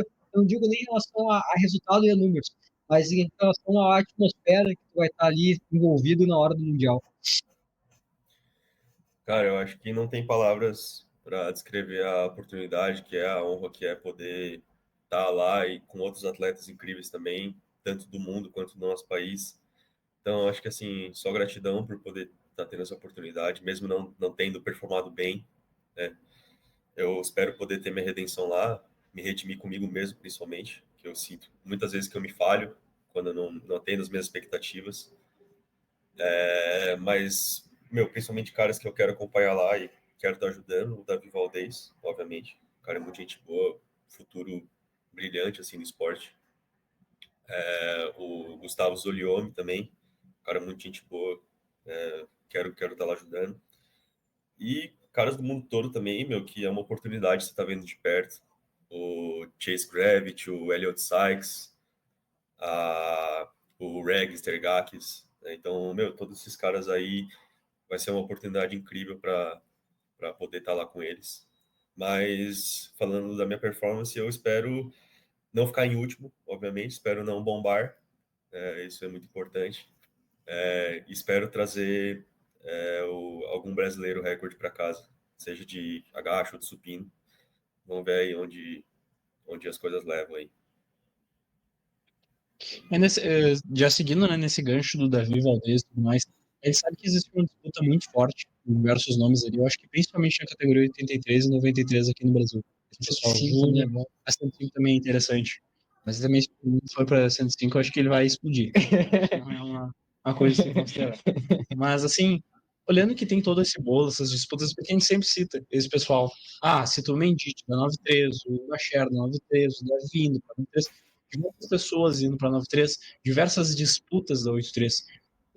Duas perguntas, tá? Tu pretende eventualmente ir para a categoria até 93 quilos? Né? Eu não sei qual é a tua altura, seria interessante a gente saber isso também para saber a questão de preenchimento e tudo mais, mas tu te enxerga dentro desse bolo de competições assim a nível nacional? Tu te enxerga dentro dessa rivalidade? E são as pessoas assim, que tu enxerga como teus principais oponentes? até mesmo se for no caso de permanência, né, assim, tipo, primeiro ano de júnior, então, tipo assim, tu tem toda uma trajetória de júnior indo pra frente, tem muita gente encerrando já, o Correia tá encerrando a júnior dele esse ano, não sei quantos anos ele como eu, tem como júnior, vai ter o Máquina, acho que provavelmente ano passado, esse ano, quer dizer, foi o último ano desse júnior, se não me engano, acho que já ano que vem ele já vai ser júnior, então como é que, já adicionando a pergunta do Bernardo, como é que tá a sua expectativa aí em relação ao futuro e toda essa, tem o que, mais uns 3, 4 anos de júnior. Como é que tá toda essa carreira de júnior na tua cabeça? Só fazendo uma deviação aqui, mas eu conheci o Peterson, o Máquina, quando ele começou o powerlifting, né? Minha família é de Itajaí, Santa Catarina. Meu pai é gaúcho, nasceu no Rio Grande do Sul, então eu sempre vou muito para lá. E o Peterson de Ilhota, eu conheci ele quando eu fui na academia lá, que ele treina. Na época ele tá pesando, sei lá, nem 70 quilos direito. Eu fiz um treino com ele lá na época e eu olhei para ele e falei, cara, você pode ir que você tem muito futuro. Eu já via proporções, assim, em termos de olhar mesmo, eu já falei, cara, esse moleque tem futuro. E é muito bom ver ele tendo sucesso hoje em dia. Ver ele sendo falado que ele merece, é um cara muito gente boa. E falando agora das categorias, eu, num bom dia, se eu acordo de bom humor, eu acordo com 1,70. Se eu acordei meio para baixo, meu corcunda, eu tenho 1,68. Então, assim, e sem o cabelo também, né? Sem o topete agora. Mas eu acho que falar em 93 ainda é muito cedo. Né? Quem sabe um dia, se eu conseguir colocar massa suficiente para subir, pode ser uma alternativa. Mas no momento eu não vejo necessidade, eu ainda estou preenchendo a categoria da 83. Agora eu estou pesando 8,4 em jejum, mas ainda bem retido. Então, por enquanto, eu acho que isso está fora de cogitação. E acho que uma coisa que eu vejo muito pessoal de fora falando, e vejo pouca gente aqui falando em termos de mentalidade também, é ver pessoas melhores ou ver caras que você admira e pensar, se ele fez, por que eu não posso fazer igual? Sabe? Eu acho que às vezes a gente fica muito preso nessa caixa de querer ganhar medalha, ou querer ganhar título, ou querer ganhar as coisas, mas não pensar em atingir além, sabe? Por que não além? Por que não tentar algo que você sabe que você tem capacidade, mas você tem medo de tentar? Então, acho que desafio para mim é algo que sempre vai ser muito chamativo. Com certeza, um dia eu gostaria de competir contra o Embaixo, contra o Davi. Então, vou me esforçar e poder fazer tudo que eu tiver ao meu alcance para fazer isso acontecer um dia. E essa coisa de ir além, se a gente pegar a própria 83 quilos, pô, tem um recorde total que tá pendurando há um tempão. O pessoal no estadual consegue, pô, o Gui jogou, passou muito recorde, só que, pô, botar esse recorde no brasileiro tem sido É amaldiçoado? é amaldiçoado, parece, ninguém consegue, estamos vendo muito próximo, todo mundo muito próximo, mas ao mesmo tempo ninguém consegue, de fato, disputar no nacional, ou no sul-americano, talvez agora nesse sul-americano aconteça, né, de conseguir ultrapassar, de fato, esse recorde, talvez até o da vida no Mundial, né, uma possibilidade de estar passando esse total, mas a gente vê que, no caso da 83, esse desenvolvimento está acontecendo, e quando a gente olha no Brasileiro Júnior, assim, pô, vocês que tem tudo para jogar o esporte num nível maior ainda aqui no Brasil.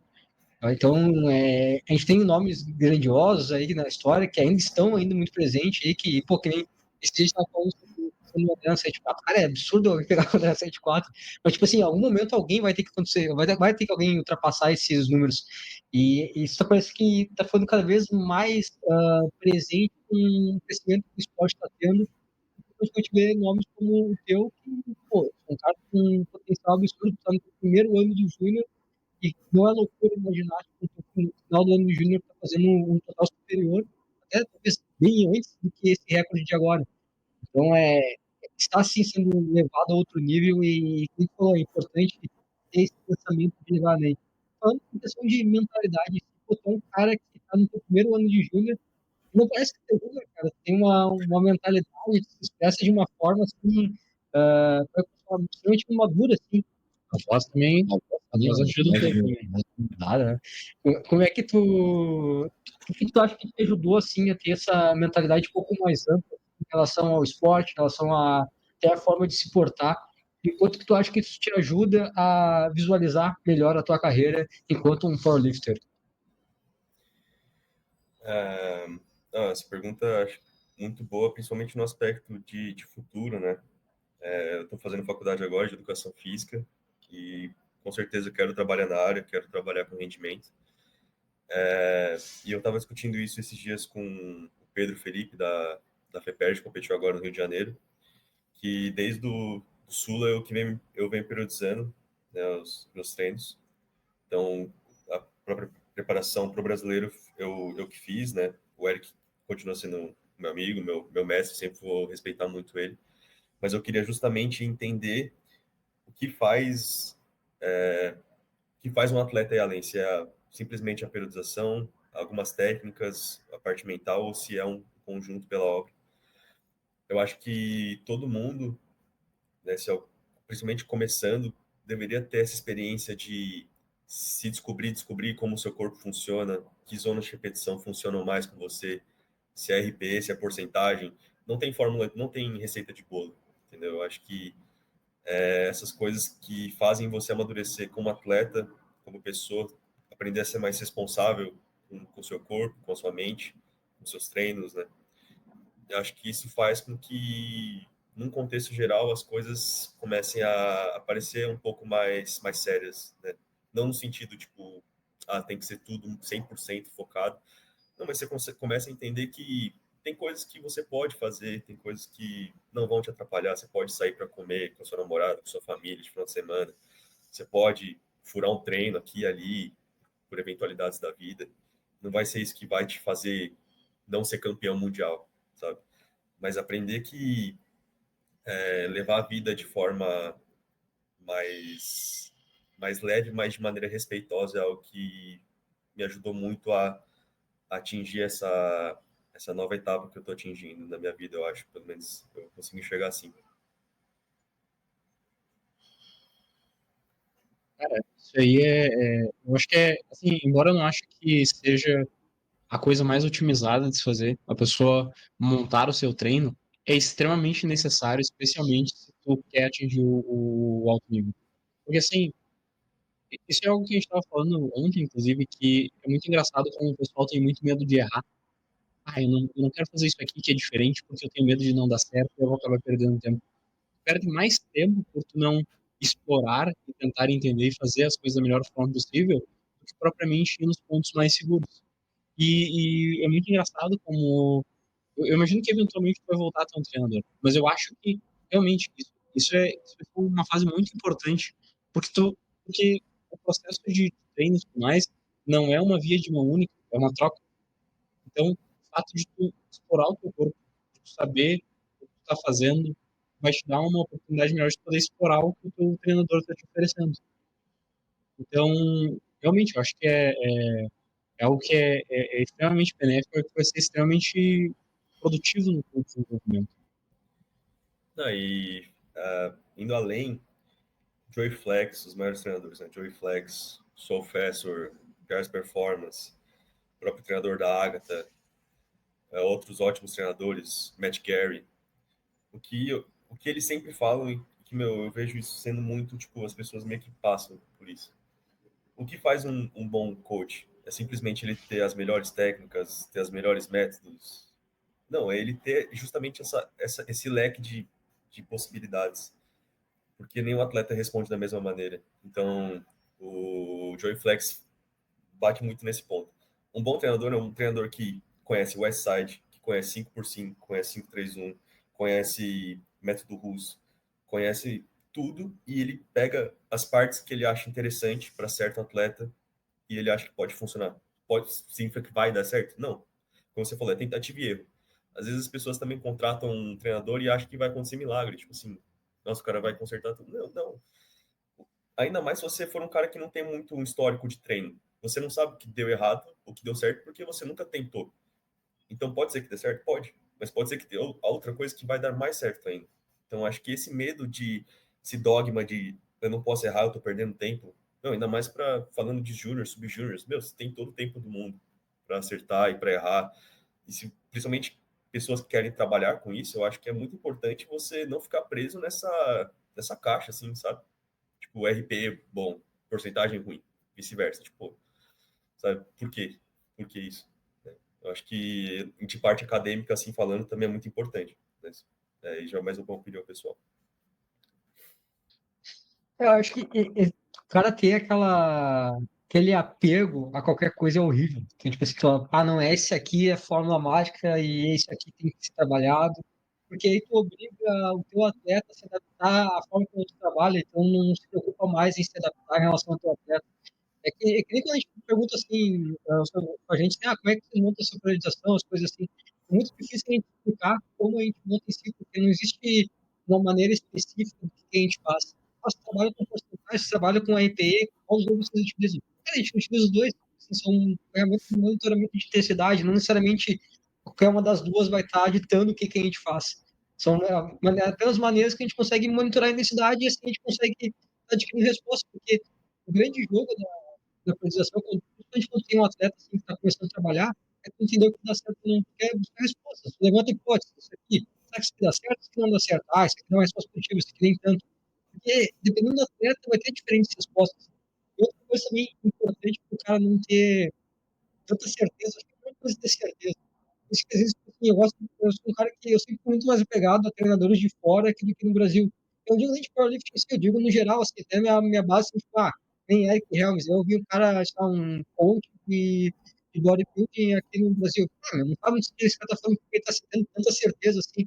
Se o cara É que a questão é que não é certeza, é uma falsa certeza, né? É um dogma. É um dogma justamente porque é uma falsa certeza. Tipo assim, se fosse uma certeza, não teria um problema. E se a olha uma anilha, tu tem certeza que ela tem 25 quilos. O problema é quando tu faz alguma afirmação como se algo fosse necessariamente verdade. Ah, não, é uma falsa certeza.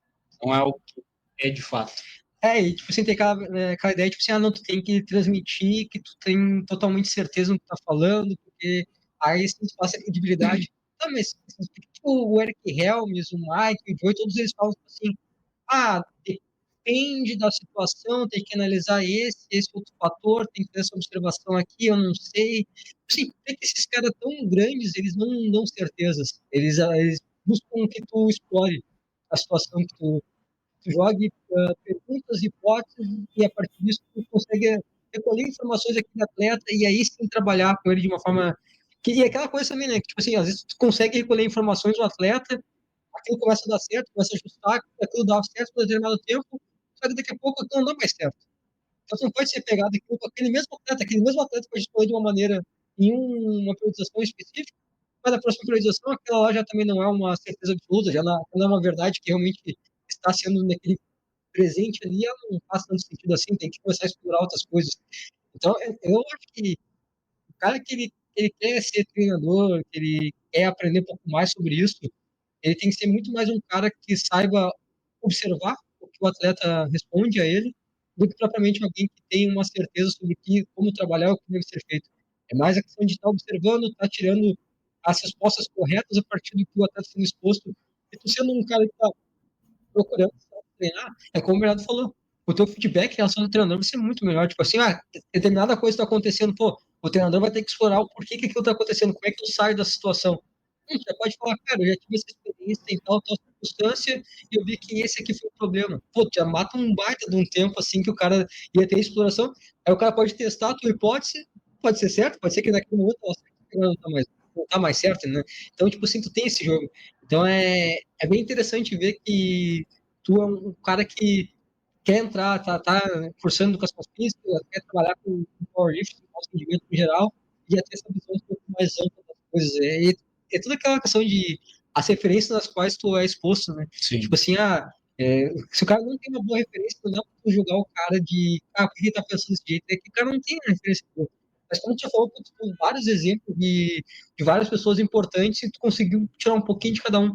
E até tendo esse fato, o que tu acha que o Eric influenciou na tua forma de chegar ao powerlifting nessa questão mais de treinador? Cara, assim, obviamente admiro o Davi como atleta, como treinador, mas para mim ninguém tem essa visão panorâmica do powerlifting como o Eric. Por eu ter mais familiaridade com ele também.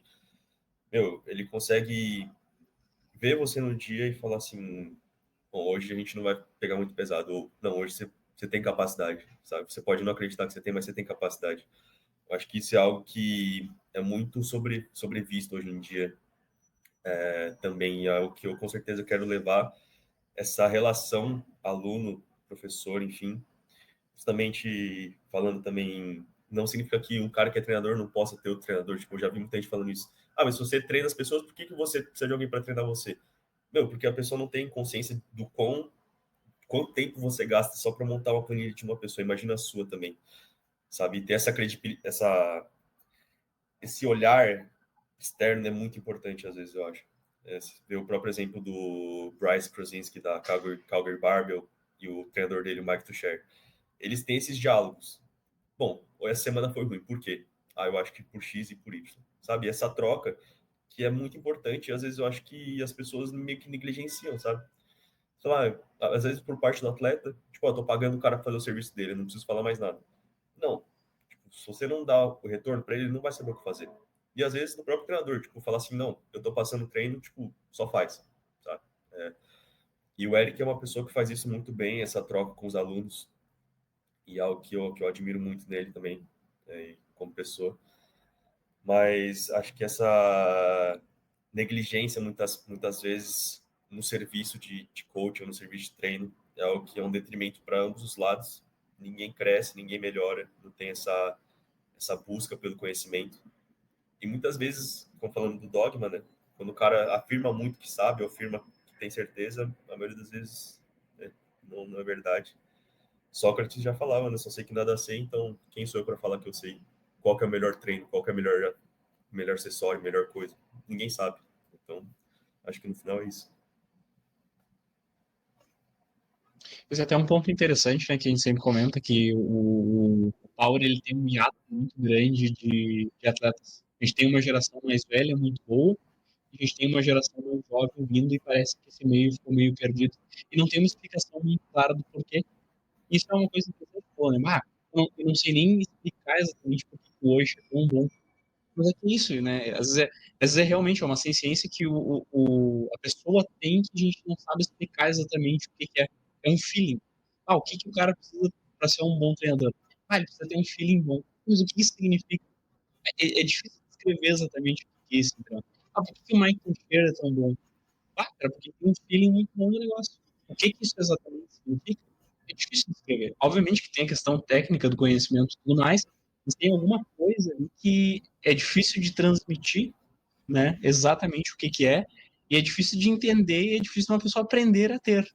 Tu sente que, como é que eu vou dizer? É muito por uma questão desse feeling que o hoje tem.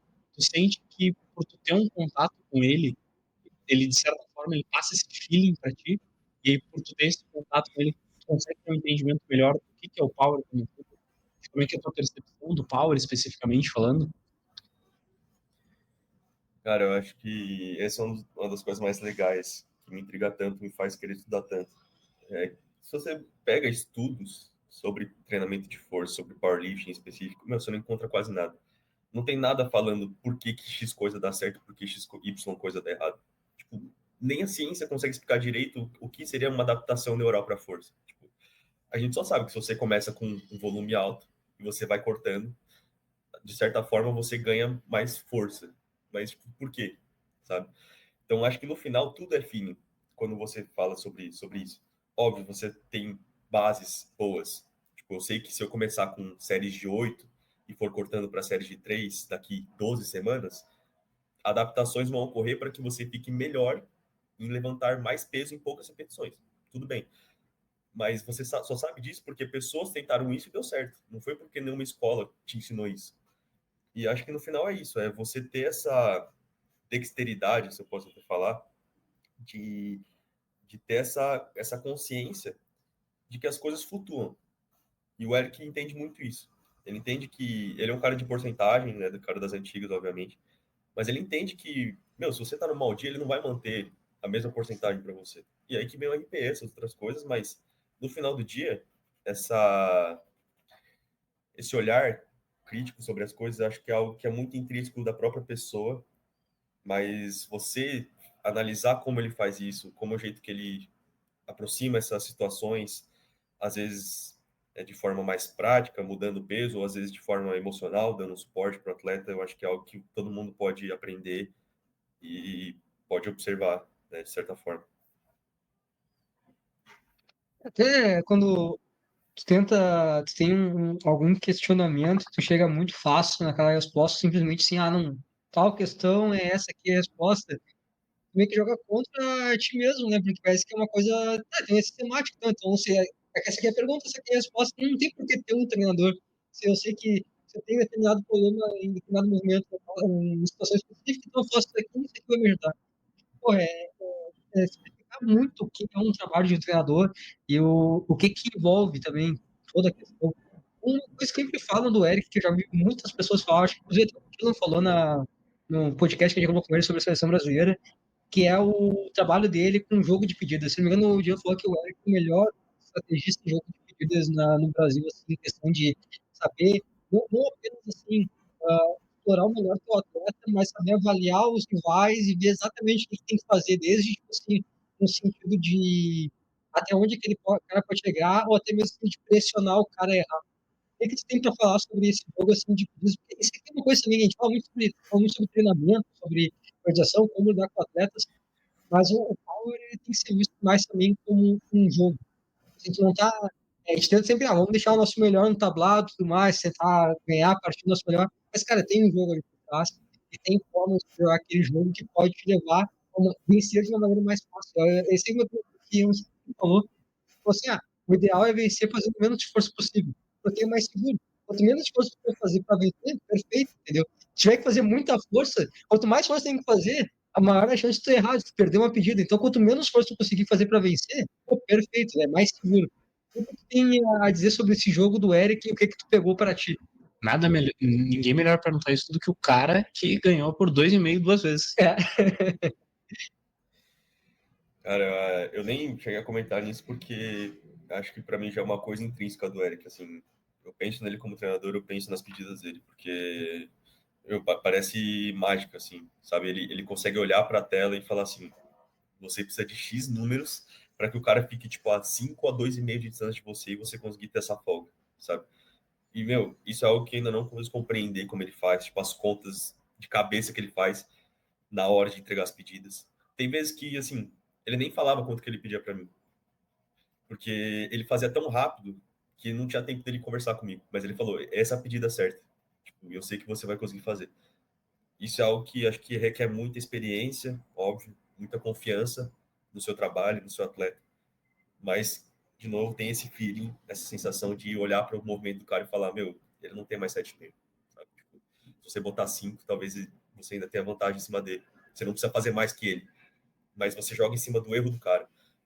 E como você falou, acho que são raras as situações que o cara é tão dominante que ele consegue fazer qualquer pedido, errar e ainda ganhar, sabe?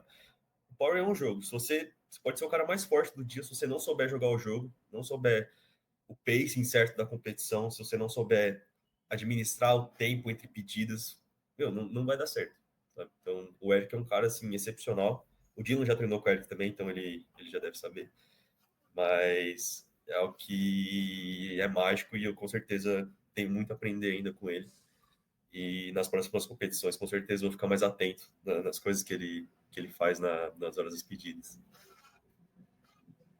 Expandindo um pouco mais a tua interação com o pessoal de São Paulo, porque a gente sabe que São Paulo é um berço muito forte de powerlifting. Atualmente, que academia que tu treina? Tu treina numa academia especificamente Power? Tu falou ali da tua experiência no Sul-Americano, interagindo com os nomes grandes do powerlifting paulista, Matheus Wallace, cara fudido da 105. Como é que é a tua interação com o pessoal do powerlifting de São Paulo? Como é que é os teus treinos, onde é que tu treina e tudo mais? Cara, no momento, tô treinando na BT Eldorado, na Bodytech, dentro do Shopping Eldorado, aqui em Pinheiros. Mas já visitei vários outros CTs, a maioria, inclusive. Acho que visitei o CT Power Gym, do Márcio, que treina o Rogério. Visitei o box do Xerife, do Gilson. Já visitei a The Lifters, é uma ótima academia. Então, assim, eu acho que aqui o pessoal de São Paulo não tem o que reclamar em relação à interação com o esporte, com os equipamentos e com outros atletas. Acho que se você procurar um pouco que seja, você já encontra um berço muito grande, né, do esporte. E os próprios atletas aqui, é difícil falar assim, alguém que eu tenha conversado, que é do meio, que eu não tenha tido alguma afinidade assim, porque eu acho que o amor que a gente sente pelo esporte é tão grande que acaba unindo todo mundo, mesmo diante de adversidades, de opiniões diferentes. O Wallace é um cara muito gente boa, o Daniel, o pessoal da Bodytech, todo mundo, o Júlio, o pessoal da Drifters. Então, acho que se as pessoas às vezes têm essa. Não está errado, de certa forma, um esporte muito nichado, né? Mas eu acho que é um nicho bem receptivo, pelo menos aqui em São Paulo, é um nicho que você consegue ir para qualquer academia e ser bem acolhido. porque são pessoas que se importam muito com o esporte, com a atmosfera que eles criam ali. Então, acho que pelo menos essa é a visão que eu vejo aqui da cena em São Paulo. Uma coisa muito forte de São Paulo e do Luiz também é a questão do equipado. Nunca chegou a flertar com um powerlifting equipado. O Bernardo já não gosta, né? O Bernardo não gosta desse assunto. Não falo do equipado, porque ela já não gosta desse assunto aí. O Bernardo é um hater do equipado. Ah, putz, qual é o nome da moça, cara? Me deu um branco agora. A Camila? A Camila largou o Raul, já me doeu o coração de uma maneira. Tu não faz isso, cara. O equipado, o Eric já deu essa brecha Ah, pra o ti. Eric não invente, cara. Inclusive, depois, logo de voltar, depois que eu terminei de competir o Sul, ele falou: você vai competir o Paulista de Supino, né? Eu falei: não sei. Aí ele falou: você vai equipado, né? Eu falei: não. Ele, ele falou: mas você vai meter 200 supino, você vai ganhar, hein? Você vai ganhar melhor atleta. Eu falei: não, mas tá tranquilo. Mas brincando, porque o Eric sempre tenta puxar a ladainha pro equipado, né? Ele compete alto também, mas acho que o amor do pessoal das antigas é pelo equipado mesmo. Eu tenho, sim, curiosidade, mas eu vendo de fora, assim, eu vejo que tem muita interferência dos treinos HAL com treino equipado. Talvez se eu tirasse um ano inteiro para treinar equipado e aperfeiçoar de fato, de forma que não interfira com o treino HAL, poderia experimentar um dia. Mas no momento, com certeza, meu foco é 100% HAL. A Camila fazendo o equipado também, ela ficou meio conflitada, que a minha namorada, que a Nicole conversa mais com ela, falou que ela ficou conflitada também no começo. Mas acho que no final são pequenas escolhas que tem que fazer dos caminhos que você vai tomar, mas nada que seja definitivo também. Acho que é só questão de direcionamento mesmo. E no momento o meu é só no palco. A gente até comentou assim, brincando mais cedo, mas tu tem interesse em eventualmente competir mais seriamente só no supino?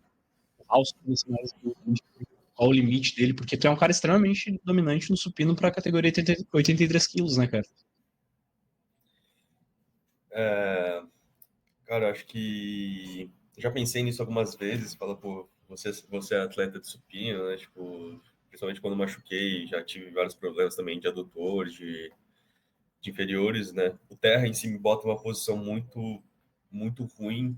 Eu fico praticamente horizontal na hora de tirar a barra do chão, porque meu tronco é comprido, meu braço é curto. E uma coisa que o pessoal fala muito do fêmur, né? Do comprimento do fêmur, mas eu vejo muita gente falar do comprimento da tíbia. E a minha tíbia é muito comprida também em relação ao meu fêmur. Então, eu saio praticamente horizontal e não consigo aproximar a barra de mim. Então, qualquer coisa que eu tiro do chão, eu faço uma gangorra. Isso acaba sendo lesivo demais. Me cansa muito. Então, eu falei, pra que fazer terra se eu posso fazer supino? Mas aí, parece que foi meio coincidência do destino, assim. Eu assisti o documentário do Scottie Madison, que era atleta de supino, né? Na época ele competiu com o Jimmy Cole também. E era o Kirk Kowalski falando assim: ah, legal, não vou falar se você que só faz supino é atleta de powerlifting ou não é powerlifting, ou se é só supino. Eu não vou falar isso, não cabe a mim falar. Mas por que não agachar? Você tem medo de agachar? Aí eu falei: eu gosto de agachar, eu vou continuar agachando até não conseguir mais. Quem sabe um dia isso, quando eu não conseguir mais agachar, que Deus me livre, mas se eu não conseguir mais agachar um dia, que eu não vá só pro supino, né? Então fica esse pensamento aí.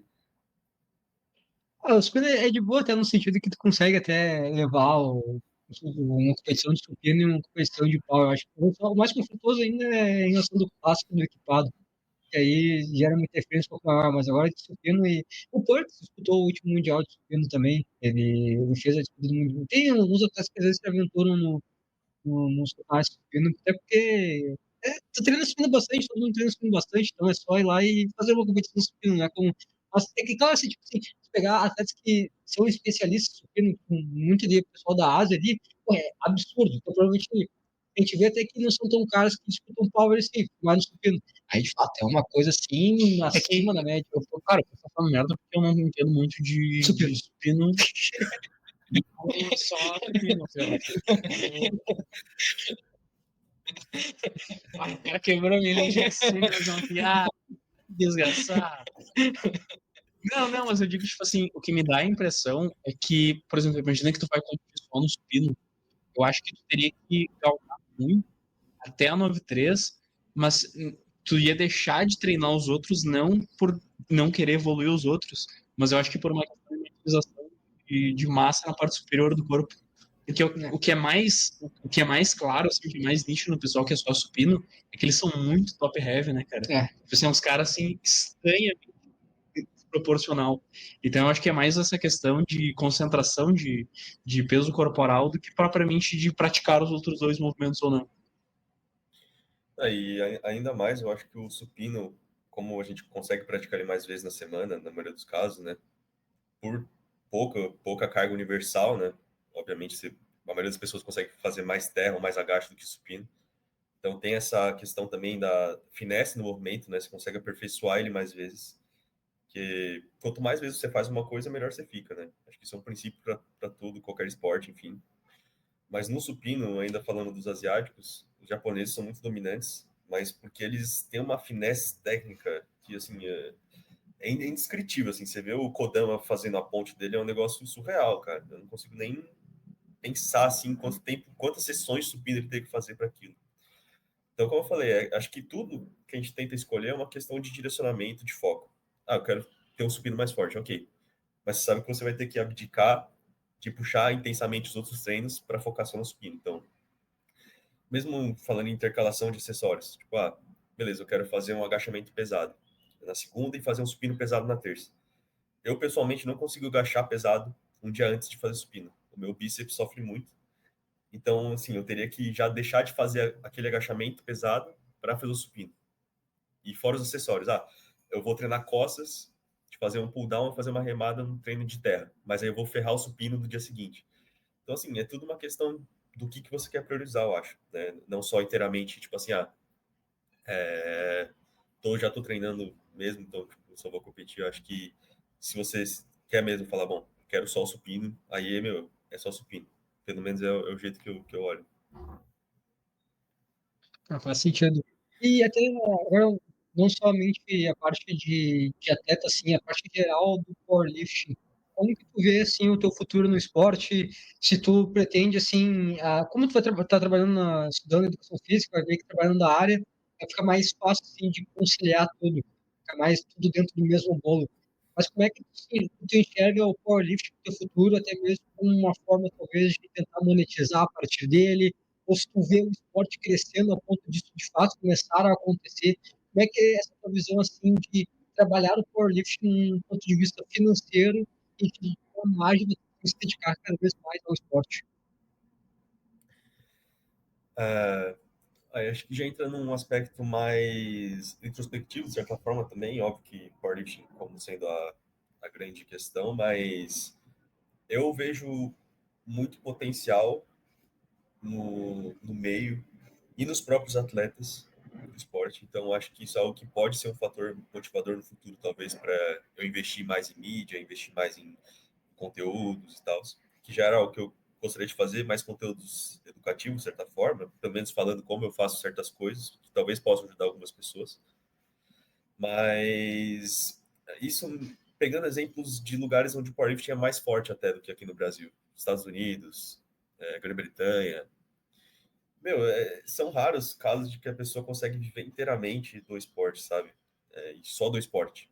Algumas pessoas. A Agatha, para mim, é a única pessoa que consigo ver que sobrevive com o dinheiro das competições, dos recordes e dos ouros, enfim. Que eu ouvi ela falar que era isso no caso. Mas você vê a Jessica Butler, farmacêutica. O, o Ashton Roos, que é médico e militar.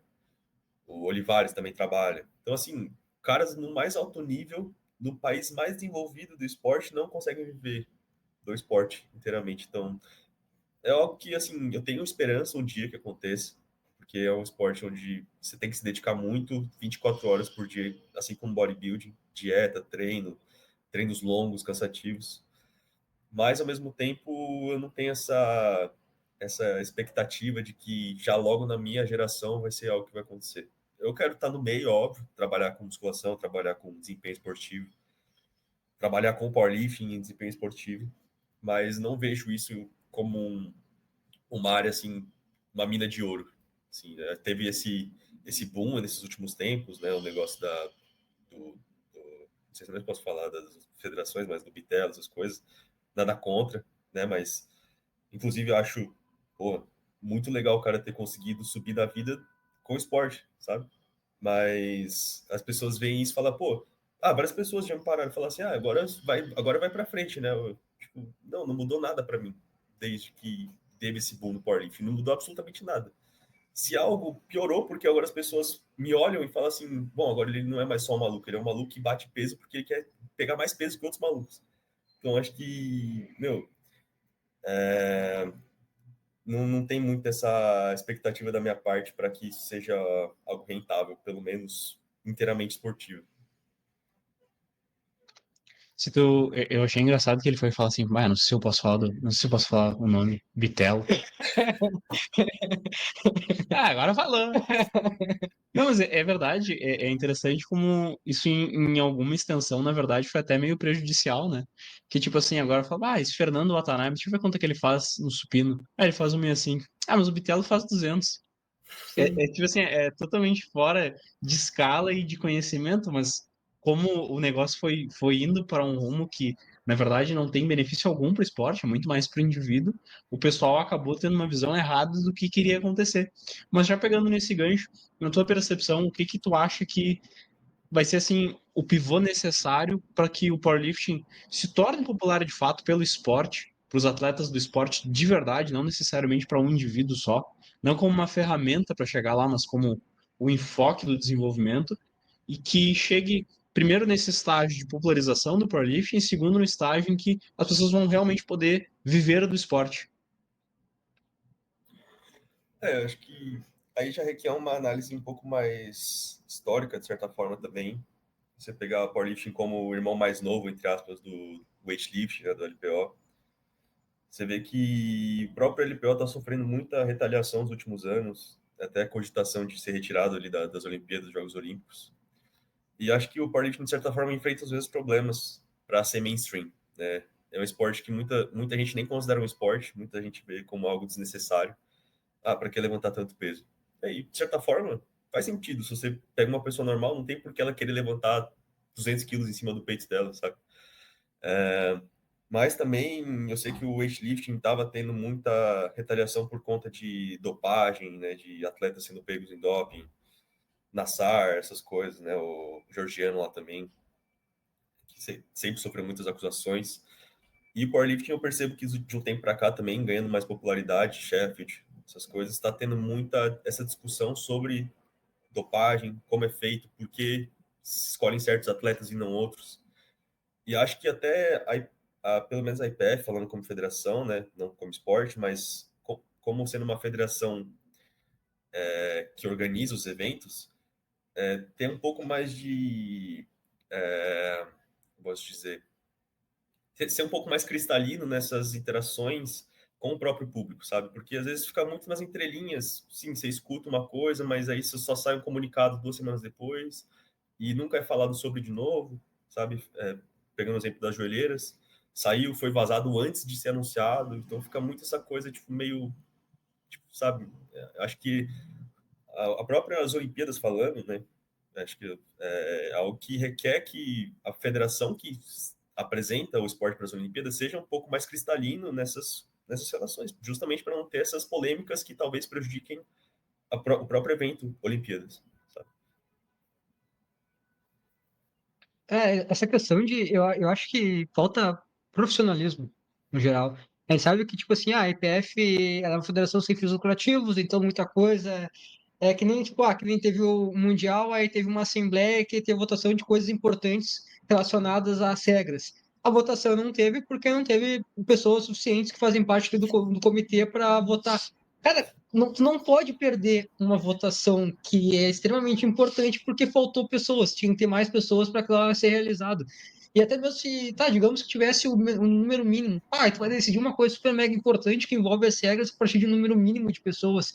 Então, eu acho que falta profissionalismo, precisa pensar em uma forma de tornar tudo mais profissional. Até como tu citou em caso das joelheiras, a One lá, ela falou que, tipo, pô, a Uni, no caso, eu acho que é a Uni, no caso, que fala que é a marca, ela falou assim, tipo assim, eu não me importo que tu tire a joelheira rígida, eu preciso entender o porquê que está sendo tirado, qual que é o processo de testagem, não é um problema eu tirar o meu produto, mas me explica o que eu tenho que fazer para estar adequado. Se tu faz uma coisa que é muito abrangente, que tu não explica muito, não tem como eu me adequar, não tem como eu investir dinheiro em algo que eu não sei se é seguro de fato. Se não vai ter um teste aleatório lá de alguém falar que, ó, isso aqui tá errado. Então é complicado. Eu acho que, no geral, falta profissionalismo como um Não, e todo. para complementar, geralmente o público, a comunidade do Power, cara, vê uma situação e já começa, não, isso aqui tá errado. Não, mas na verdade o outro tá errado. Não, mas tá errado por esse motivo. E ninguém entende o que de fato aconteceu. O pessoal só quer participar da confusão e fomentá-la de alguma forma. O caso da Agatha é um exemplo. Tipo, o problema da Agatha. Aí, obviamente, tem um contato com a Agatha, a primeira coisa que você vai fazer é o quê? Pô, tô com a Agatha. Mas espera aí, será que não tem coisa por trás? Tipo assim, que nem no caso, é um caso que ele é muito mais complexo do que, na verdade, as pessoas acham que é. Tipo assim, pô, que nem o treinador dela tem envolvimento com diversos atletas que fazem parte de federações não testadas. Isso tá na regra, cara. Esse é um problema, entendeu?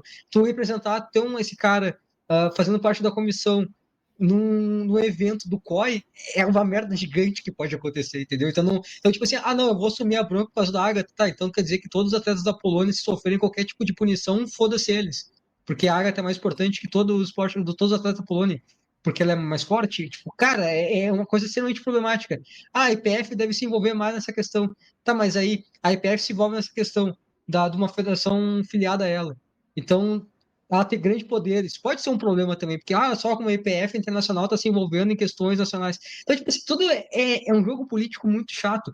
Mas a questão é necessário ter um aperfeiçoamento, que eu acho que é normal, porque, tipo, talvez ninguém esperou que o esporte iria ter um boom tão grande assim, no geral. Não é só aqui no Brasil questão do Bitelo, não, é questão mundial. O esporte está muito grande. Eu acho que talvez seja uma necessidade que está acontecendo agora e o pessoal precisa parar e refletir em como que eu vou lidar com isso. Eu digo isso em diversos pontos, que nem uma coisa que a gente está tentando trabalhar assim, para ajudar com as federações é na parte de tornar o esporte um produto para quem está consumindo. O esporte tem que ser atrativo para quem está assistindo. Quem está assistindo tem que estar ligado ali, tem que estar por dentro do que está acontecendo. E as transmissões, elas não entregam isso, elas não entregam um produto para quem tá assistindo. Tipo assim, que nem, minha mãe vai assistir eu competindo, ela vai achar lá do caralho, o David e tal carga, fez o movimento. Mas, tipo assim, a minha mãe se importa comigo, entendeu? Tipo assim, se tu não é mãe de ninguém, tu quer ver a competição, tu quer saber o que tá acontecendo. Tu não se importa se aquele cara levantou peso e tá aí, que ele tá em primeiro, ele tá em último, o que que tá acontecendo? Então precisa se tornar um produto para quem está consumindo. E, cara, isso é no geral, isso trabalha tanto quem está assistindo presencialmente, quem está assistindo em casa. Enfim, acho que é uma profissionalização geral, até mesmo, tipo assim, pô, em Power o problema é que todo mundo faz tudo, né? Todo mundo tenta fazer tudo, porque todo mundo está tentando fazer as coisas acontecerem. Só que, tipo, a gente precisa de alguém cuidando da arbitragem, especificamente arbitragem. Alguém cuidando daquilo só daquilo. As pessoas cuidando especialmente de partes específicas para que consiga agir como um todo. E não, tipo assim, cada um fazer uma coisa. Que nem no caso ele teve do Paulista, tipo, da Hanna ali. Já tava como anilheira e aconteceu um acidente lá. Tipo, pô, um atleta não pode estar exposto a sofrer uma lesão desse tipo. Tipo assim, primeiro que a situação como um todo ela não deve acontecer. Mas a situação acontecendo, pô, tirou do sul-americano, entendeu? Então, tipo assim, talvez precisaria ter uma equipe de anilheiros. Claro que isso aí é detalhes e detalhes e detalhes que tem muita coisa maior para resolver para começar a aperfeiçoar essas questões que tá mais assim, que é mais distante de se resolver. Mas de fato, assim, eu acho que uma coisa que falta no Power é profissionalismo para acertar todos os detalhes e aí sim, tu fechar um produto e, aqui tá o esporte, e tu vender até mesmo o COI, olhar e pensar, porra do caralho, isso aqui tem que estar na Olimpíada, porque é muito grande, é muito legal. Entendeu? Até outras marcas olharem, nossa, como é que eu posso entrar nisso aqui, entendeu? Todo mundo fala que a SBD, ela monopoliza. Sim, porque quando eu tava embaixo, ela colocou dinheiro, entendeu? Tipo, ela colocou dinheiro, agora o jogo tá caro, entendeu? Ficar uma com outra marca chegar e colocar a mesma quantidade, mas, tipo assim, é necessário ter esse. A Nike vai olhar e pensar assim, nossa, que legal isso aqui, vou botar também dinheiro. A Nike tem dinheiro. Não é que nem tipo, a S7 que está começando agora, não. A Nike tem dinheiro, ela pode colocar o mesmo tanto que a SBD se aquilo de fato for um produto que vale a pena. Agora, se não valer a pena, é meio foda de tu investir tempo e dinheiro em tudo nisso. Não, concordo plenamente. Ainda contando um caso pessoal, a primeira vez que eu fui anilhar, falaram assim, bota essa camiseta e vai lá. Eu falei, tá, mas eu nunca usei um cavalete dele, que eu não sei como anilha. Aí ele falou, você vai aprendendo durante a competição. Tipo assim, e foi meio isso, saca? Tipo, não tem nenhuma preparação pro próprio anilheiro. Tipo, o próprio atleta, às vezes, não tem a noção, tipo, que tem 5 pessoas ali para te ajudar, tipo, porque ele é novo e não tem esse direcionamento. Então, acaba acontecendo essas tragédias, sabe? Então, acho que, como você falou, é questão de profissionalizar e botar as coisas no lugar, sabe? Falar, responsabilizar departamentos, como qualquer outra organização, né? Mas falando ainda também dessa questão do marketing, né?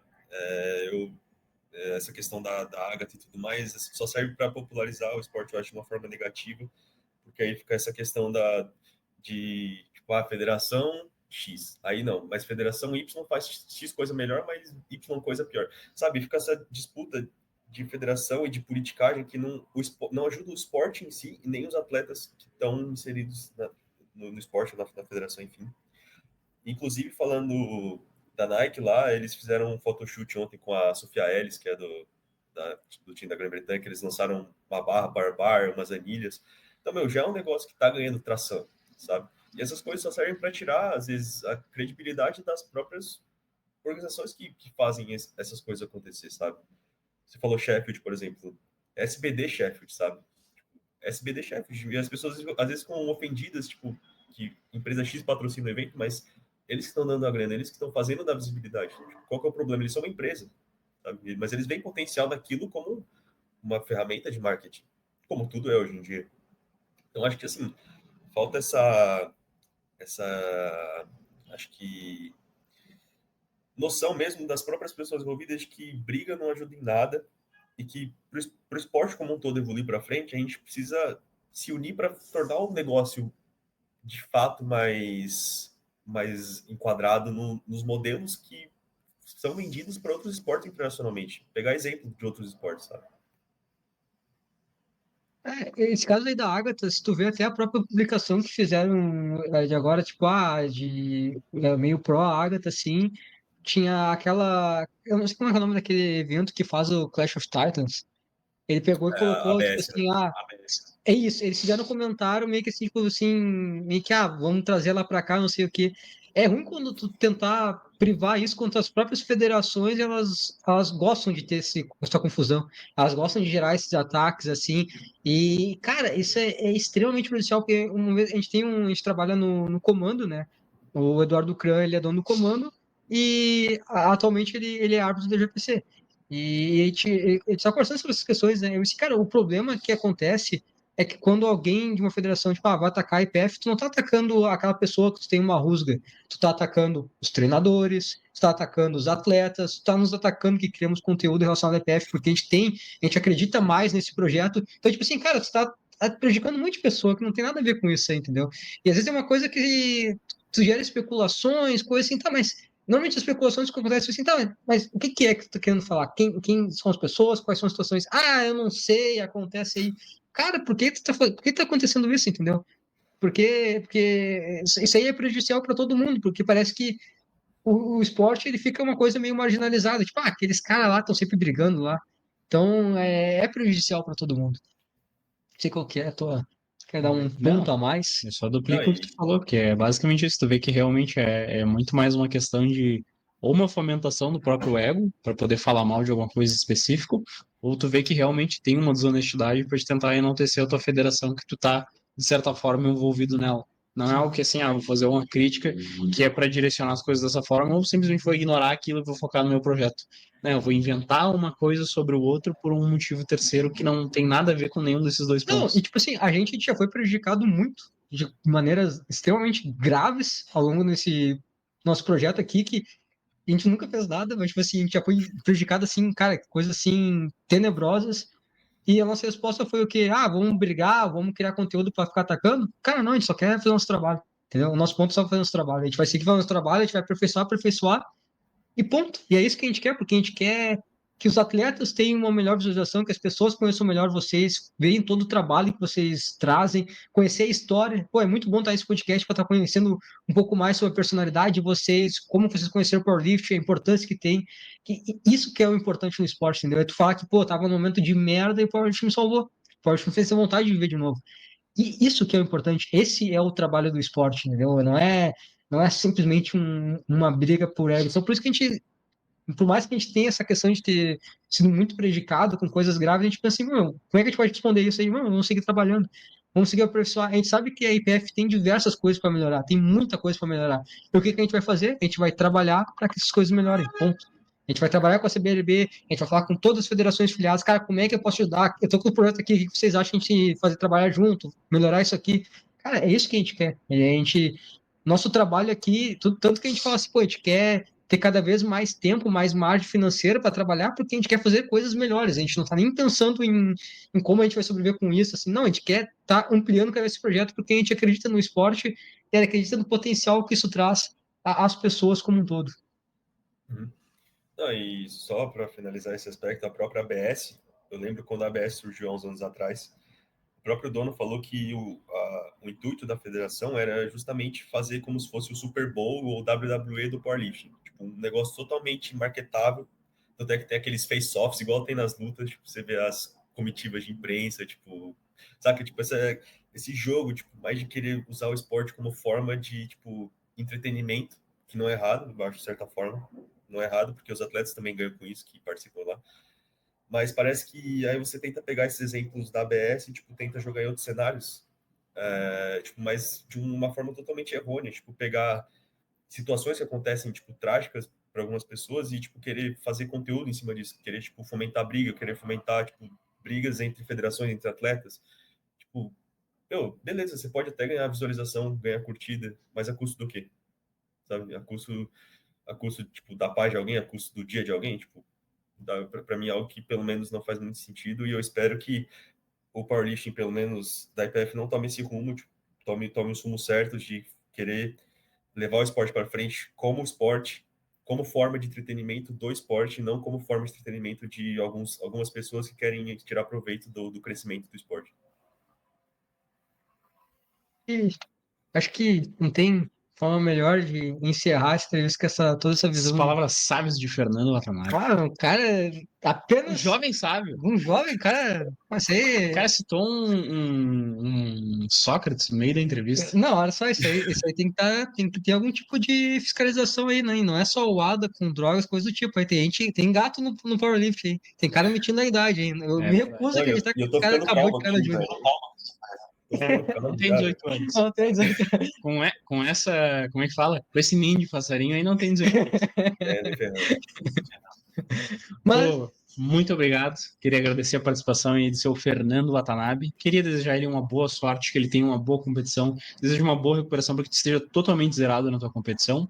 David, cara, só aí, né? Reiterando o que o Bruno falou, cara, sorte aí no Mundial, aproveita a competição, que tu consiga aí explorar o teu melhor no dia. E, cara, eu fico muito feliz de ter te conhecido agora melhor, conversado contigo. E, cara, eu espero que cada vez mais, assim, quem falou que quer criar conteúdo sobre mais informativo, cara, crie conteúdos porque o Power precisa de pessoas como tu sendo representante. Tu é um puta de um cara para ser um representante do esporte porque tu tem um comportamento, assim, cara, exemplar.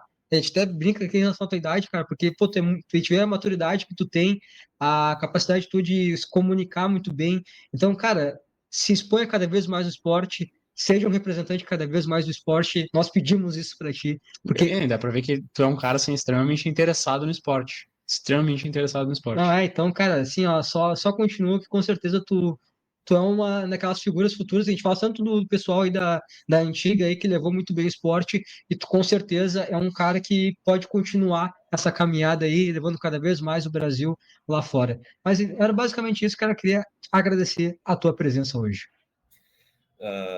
Eu que tenho só agradecer a esse palco que vocês estão dando para os atletas. Estou acompanhando aí os outros episódios também com outro pessoal, tá ficando muito legal. Acho que depois do Mundial vai ficar mais legal ainda a gente reassistir esses momentos, né, de todo mundo. E agradecer também o trabalho que vocês estão fazendo aí pelo nosso esporte, que é algo que é imprescindível se a gente quer fazer acontecer, se a gente quer ver as mudanças acontecendo, é preciso ter um conteúdo igual ao que vocês estão produzindo. Então, esses agradecimentos e agradecimento principalmente por mim de poder estar aqui falando o que eu pude falar hoje. Então, espero poder representar bem lá. Recados finais?